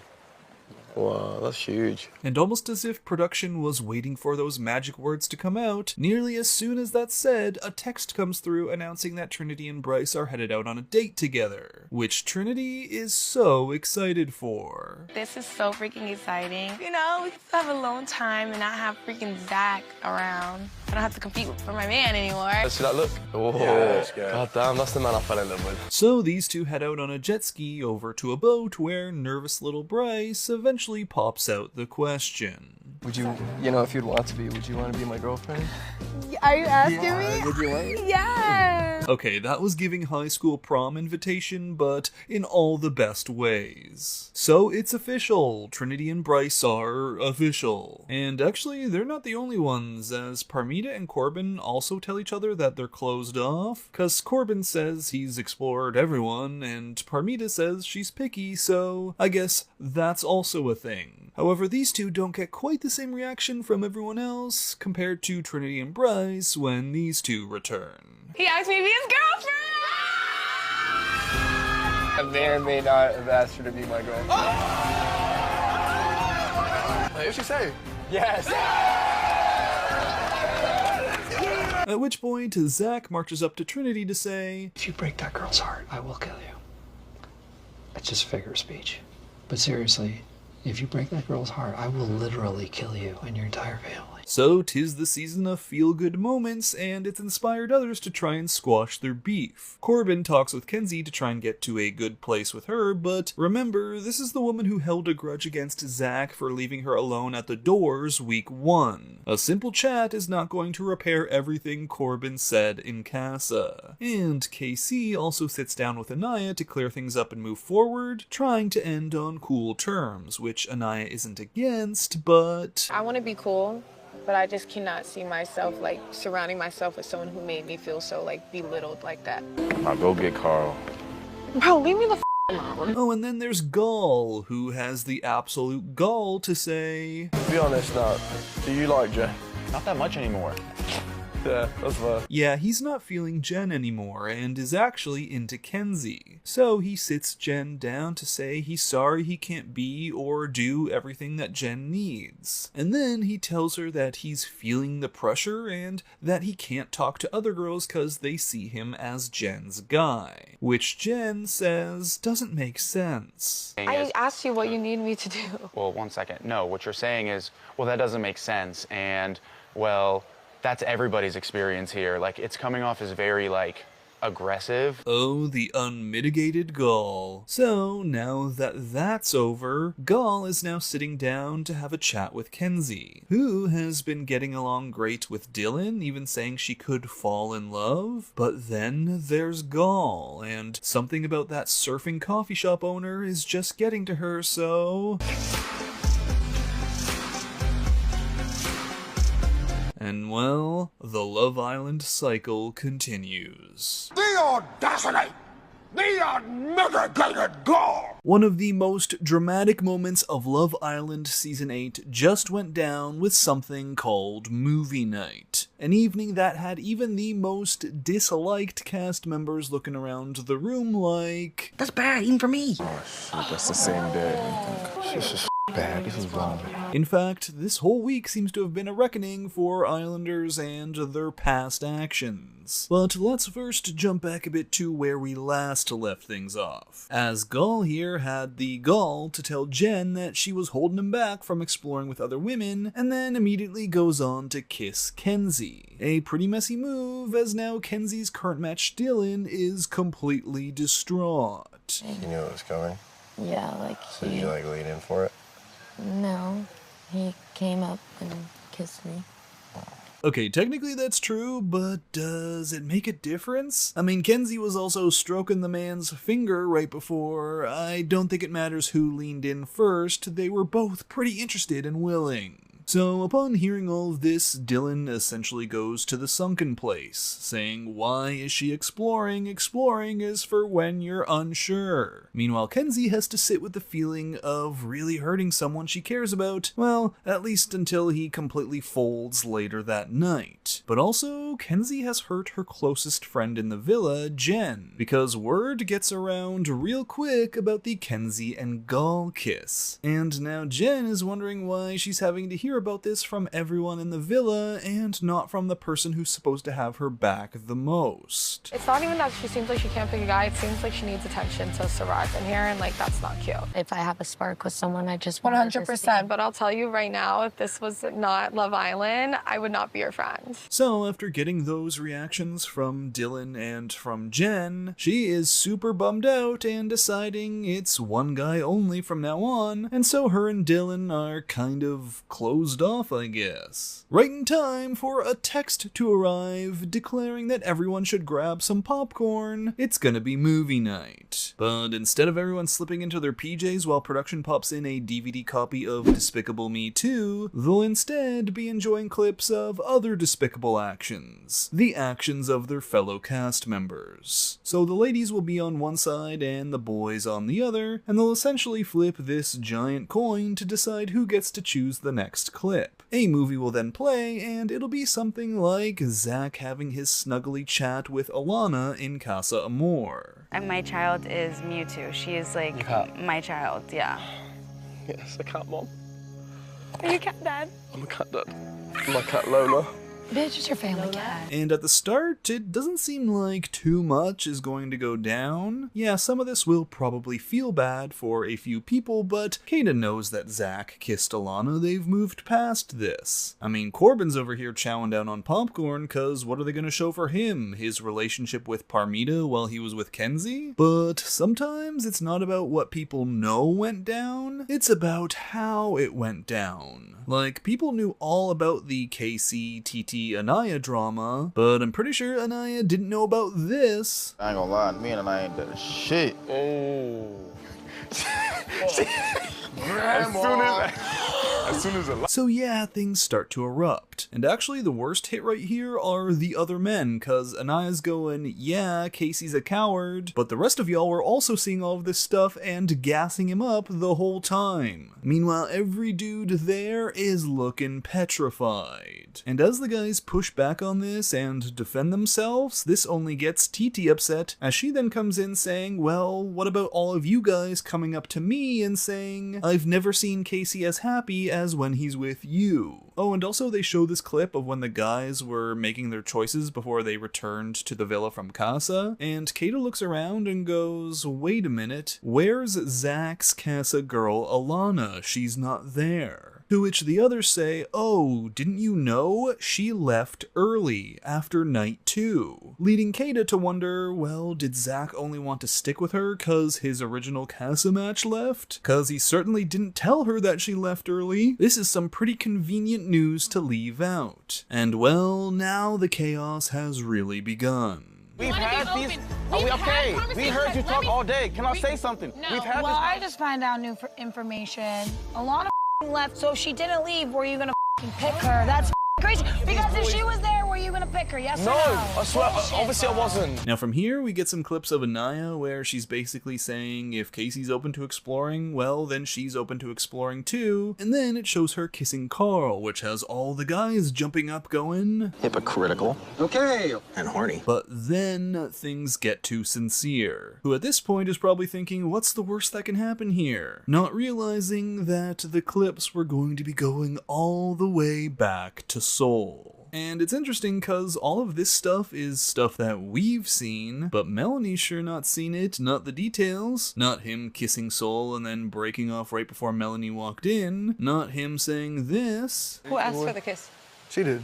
I didn't ask for that. I didn't ask to kiss her. And because in fact, he was the one who went for the kiss. Okay. And she most definitely did not see him kissing Sol immediately after telling Melanie that he wasn't interested in Sol and wasn't going to kiss her again. That's the same day.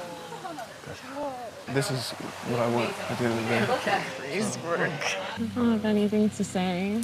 So can we just play the next clip? And it all just looks horrendous, especially when made into a movie night montage. Meanwhile, Melanie just looks shattered while women like Anaya are whispering to her, well, at least now you know you're not crazy. And then it's Corbin's turn, but the damage has already been done, right? I feel like TT and Parmita are like college girls. Yeah. And those girls in the villa are like high school girls. Okay, why are you comparing women you're dating to high school girls? So they then decide to show some more Kenzie stuff, who is already feeling down because of that extra kiss with Gall. Meaning it's the perfect time to show how she moved with Corbin when she was coupled up with Caleb. When I was kissing him, I was thinking about you. I think we have a lot in common. Kenzie. I feel like I have more in common with you. Oh, and they also show that secret kiss that they said they weren't going to tell anyone about, immediately followed by Kenzie going up to Caleb like, I'm so super attracted to you. You are like adorable. I'm noticing your freckles. If I met you out at a bar, I'd go up to you. Yes, yeah, that's what I would definitely go up to you.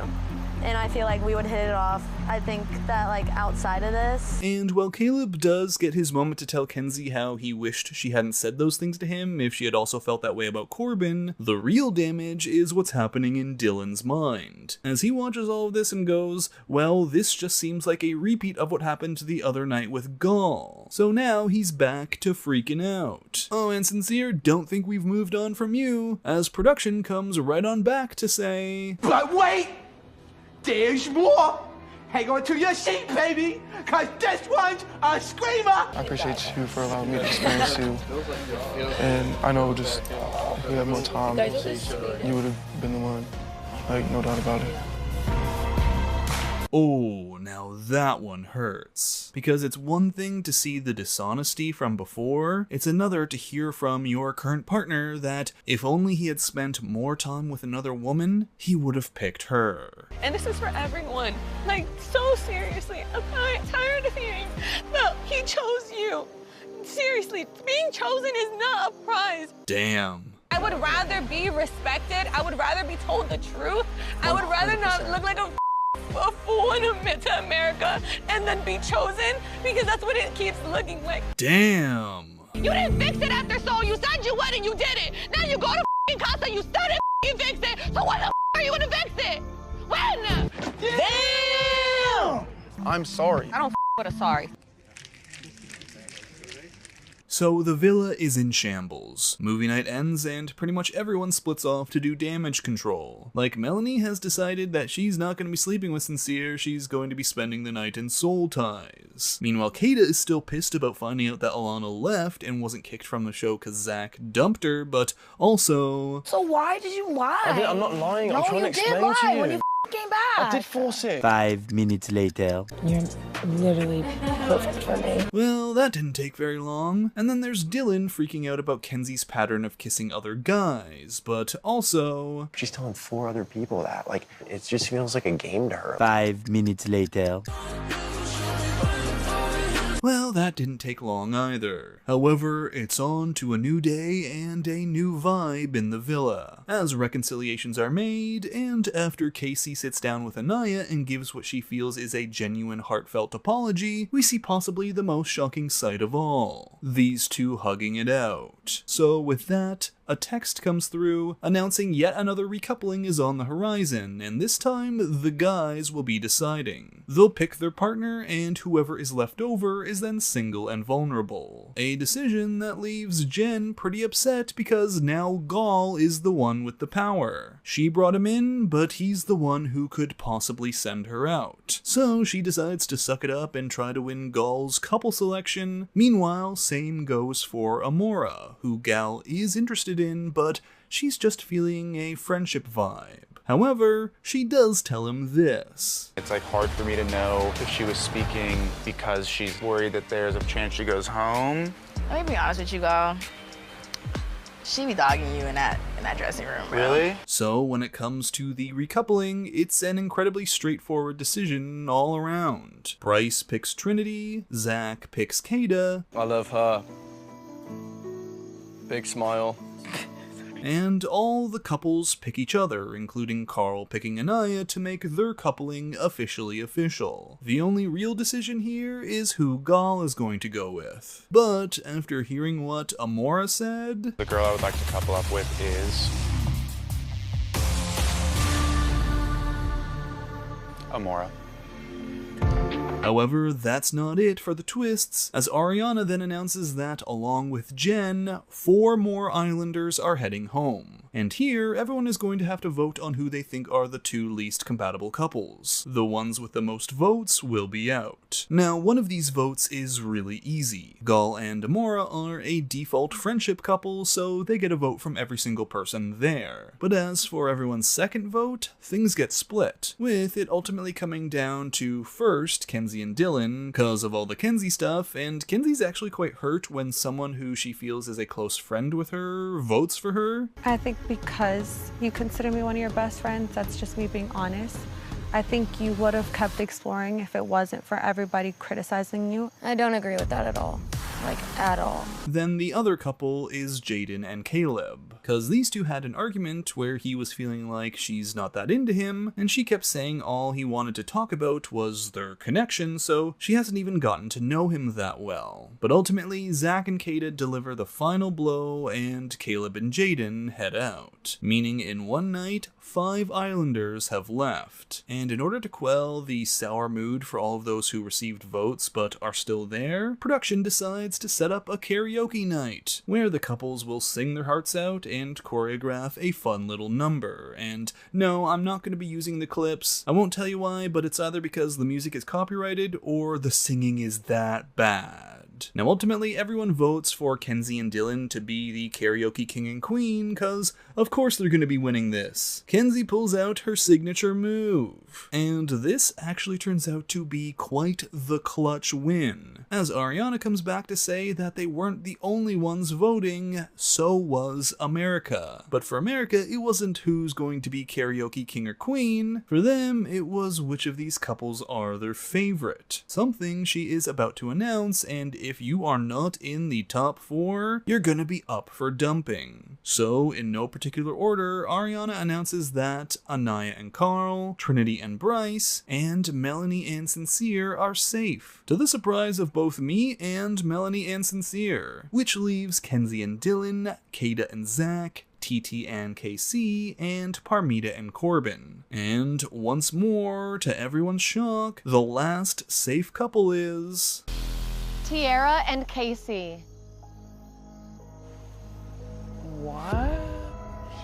Which leaves 3 vulnerable couples. Well, not so fast, as Kenzie and Dylan are declared safe because they won the karaoke challenge. So now, the rest of the couples must stand beside who they want to keep safe. But yeah, with Kata and Zach there, the only couple that stands next to Corbin and Parmita are Casey and TT, sending these 2 out of the villa. And now, we're in the lead up to the finale. There's only a week to go in the villa with no more new bombshells on the horizon, just more voting and a finale to look forward to. So, with very little time left, the results of America's voting is quite impactful, especially for those in the bottom. Like Casa, she has no clue how her and Zach could have possibly not been in the top 4 for America's favorite couple. Cause like them in the bottom, instead of Casey and TT? We've been in here since day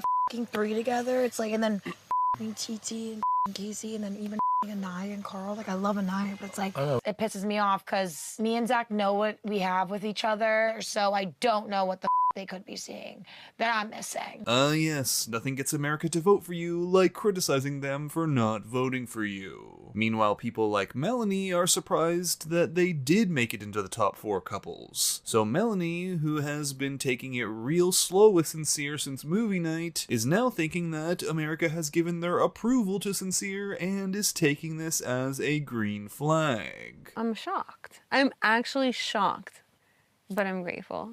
That means America sees the connection between me and Sincere, even though we did have a lot. And as for Kenzie, she's left to wonder what could have been, as she too was in the bottom with Dylan, and only was safe because their karaoke skills saved them from elimination. But if we had 3 and people had to like stand up behind us, do you think I would have went home?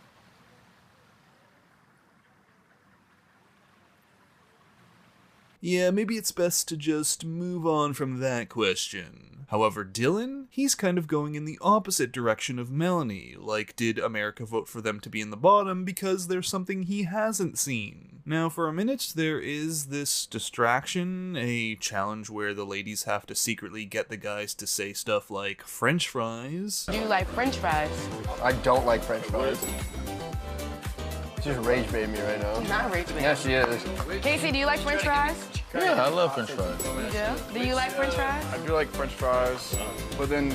Conversation over. Or things like getting a double massage, having Casey search around the whole villa for a lost item that's not really lost, or making all the men jump in the pool. Then, when it's all done, the women go... Bazinga! But then it's right back to villa drama as Dylan sits down with Kenzie to get some reassurance. Like, I wouldn't be here if I didn't like you.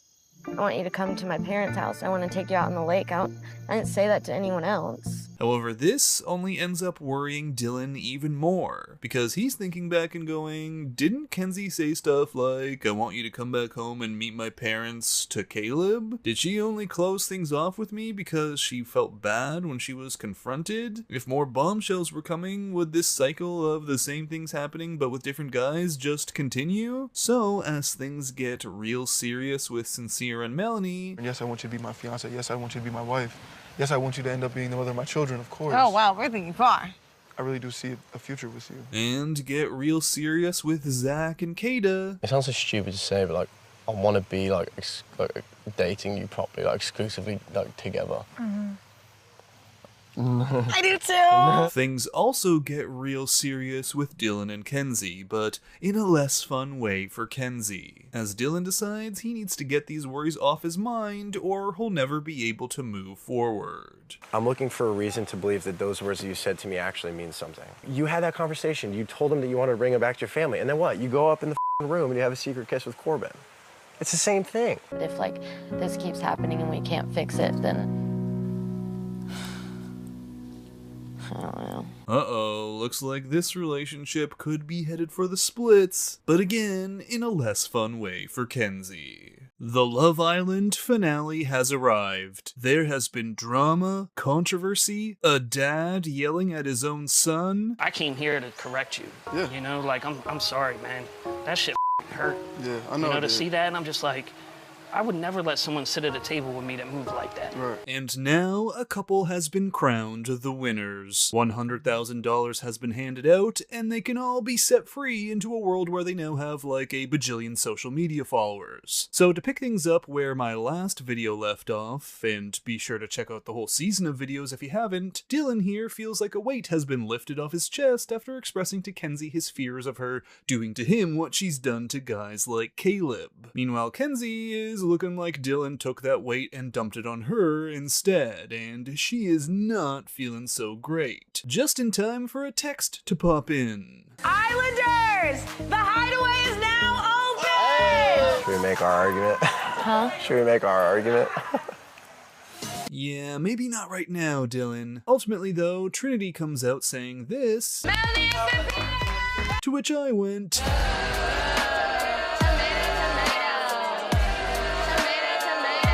and I mean, I get it. Trinity and Bryce just went on that special date. They don't want to hog everything and get hideaway time too, but after everything that went down with movie night, seeing these two in the hideaway isn't the romantic palate cleanser I was hoping for. Now, while Melanie and Sincere go off, Casa has some exciting news about her recent conversation with Zach. Guess what?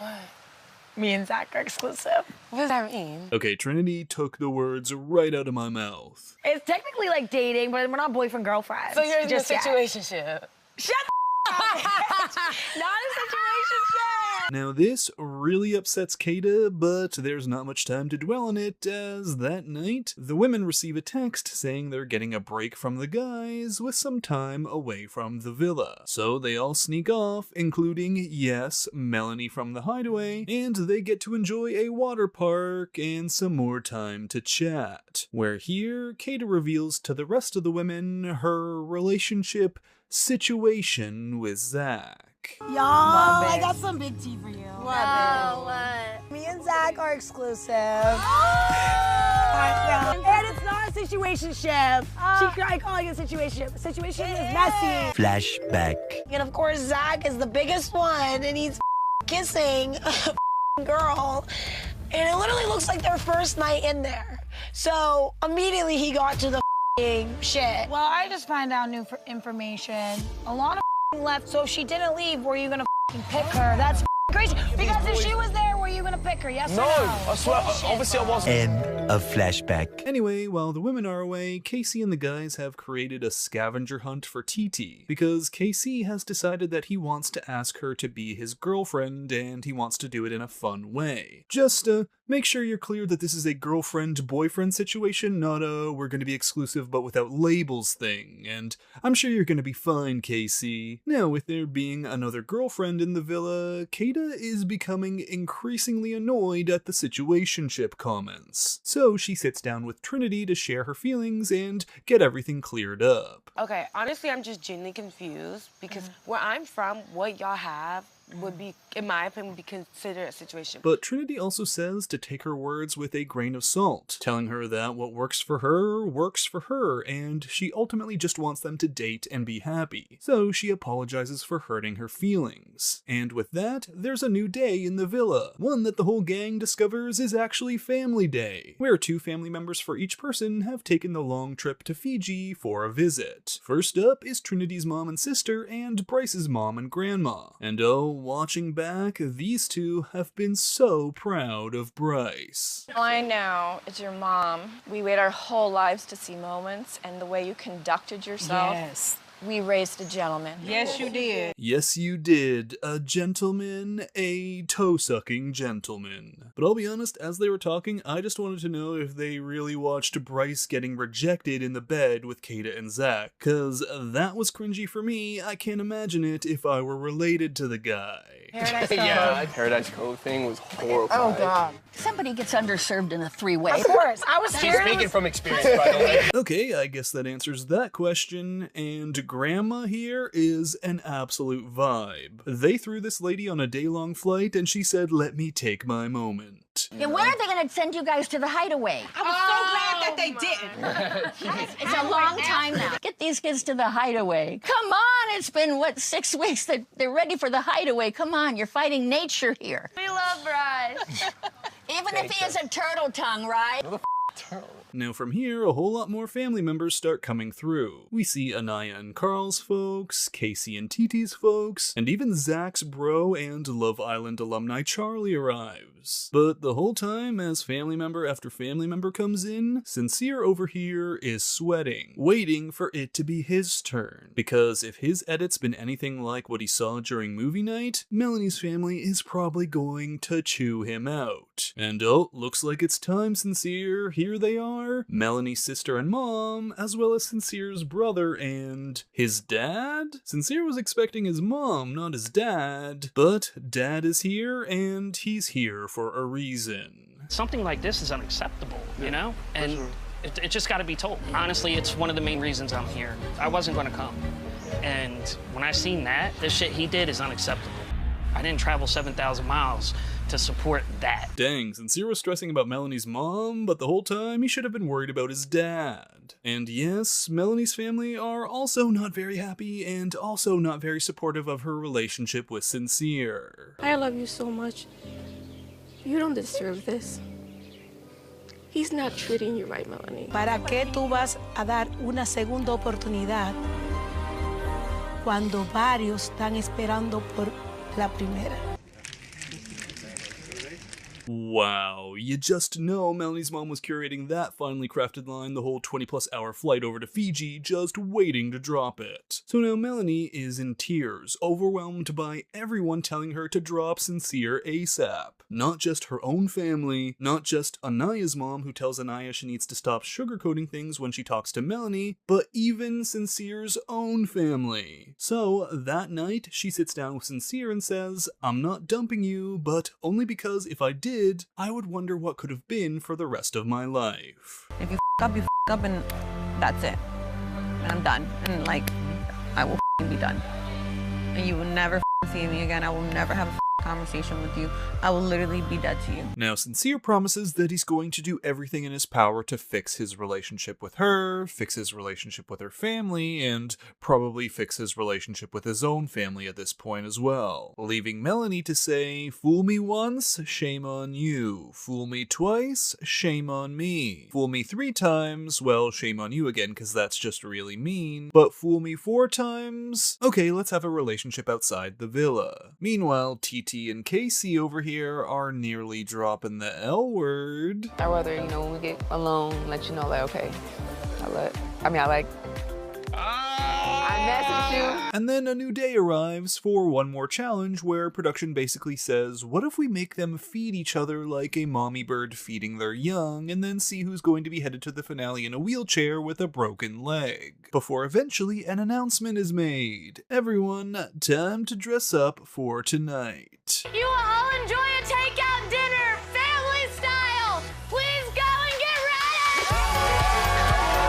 Wait, what does family style mean? Well, family style means you're all going to be sharing a big meal together and picking food off each other's plates like... Excuse me. Hey, man. I'm God. It's family style. No, it's not. No, it also means there's a surprise inside your fortune cookies. As at the end of this meal, each couple will be cracking open their fortune to find out if America voted for them to be in the final 4 or if they're going to be getting the boot out of the villa. And I gotta say, this one seemed a little bit obvious when you've got Anaya and Carl and Trinity and Bryce, arguably the most 2-liked couples of the season, right up at the front to receive their fortunes first, and then you got Casey and TT and Zach and Kada set to read their fortunes right at the end. I wonder how this one's going to go. So yes, Anaya and Carl, as well as Trinity and Bryce, read their fortunes and find out that America has voted them into the final 4. Then it comes around to Melanie and Sincere, and... Fortune is smiling on you. Congratulations, you made it to the finale. And now, Kenzie and Dylan are looking down the line, realizing there's only one more spot in the finale and 2 more couples after them for the dramatic TV conclusion, and they're going... I'm in danger. Kenzie and Dylan, your journey ends here, but your greatest adventure awaits. Which means it's down to either TT and Casey or Kada and Zach. Who will it be? The relationship or the situationship? Kada and Zach, exciting times await. Congratulations, you've made it to the finale. So there you have it. Casey and TT and Dylan and Kenzie are splitting from the villa, and yeah, okay Kenzie, one more for the road. I'll do one last split. So So we now arrive at the final episode of the season. We made it, everyone. 4 couples, 1 will win $100,000, and I've been seeing a lot of ad campaigns and posts online petitioning Melanie to dump Sincere, but if that's been your hope, these latest votes have not helped that. Everything happens for a reason.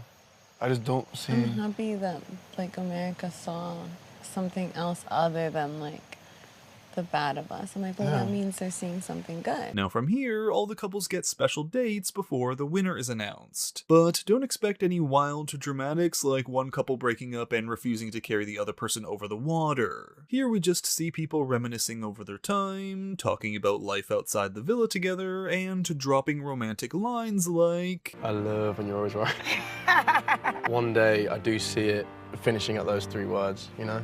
There'll be no jokes, it'll be real. I see me saying it as well. I do see you as my girlfriend in the future. Alright, I know this is Love Island and not a normal situation, but I just thought if a friend or family member told me that the person they're seeing said, I do see you as my girlfriend in the future, the red flags would be going off in my head. So after a massage and pizza date, a speedboating date, a date that includes this custom-made fairy tale romance story, and a date where Bryce and Trinity reveal this... I love you.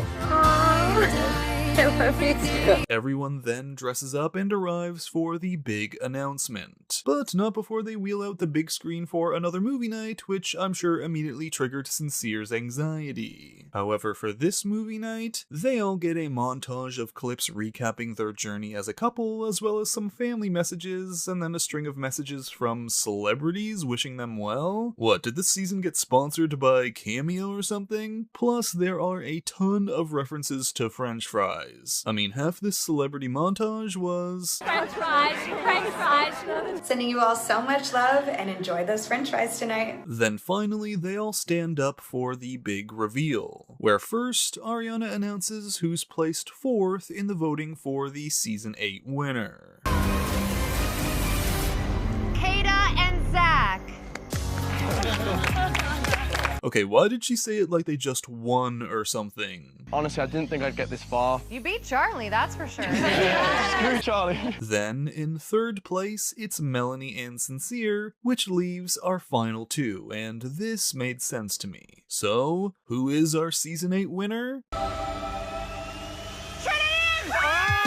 Yes, Brinity brings it home. These 2 win the $100,000, and I guess they scrapped the part of the show where they decide to either split the money and leave together, or one of them can try to take all the money for themselves. I don't know. Instead, a reunion is announced for August 31st, and then they all jump into the pool and kiss, and hold up, is that Melanie kissing Anaya? Then it cuts right back to them all kissing their couples? Well, okay, I guess that tracks, cause this season has been a bit of a fever dream, but hey, it's over, and I think the big takeaway we all received from Season 8 of Love Island USA is... Oh, French fries, God.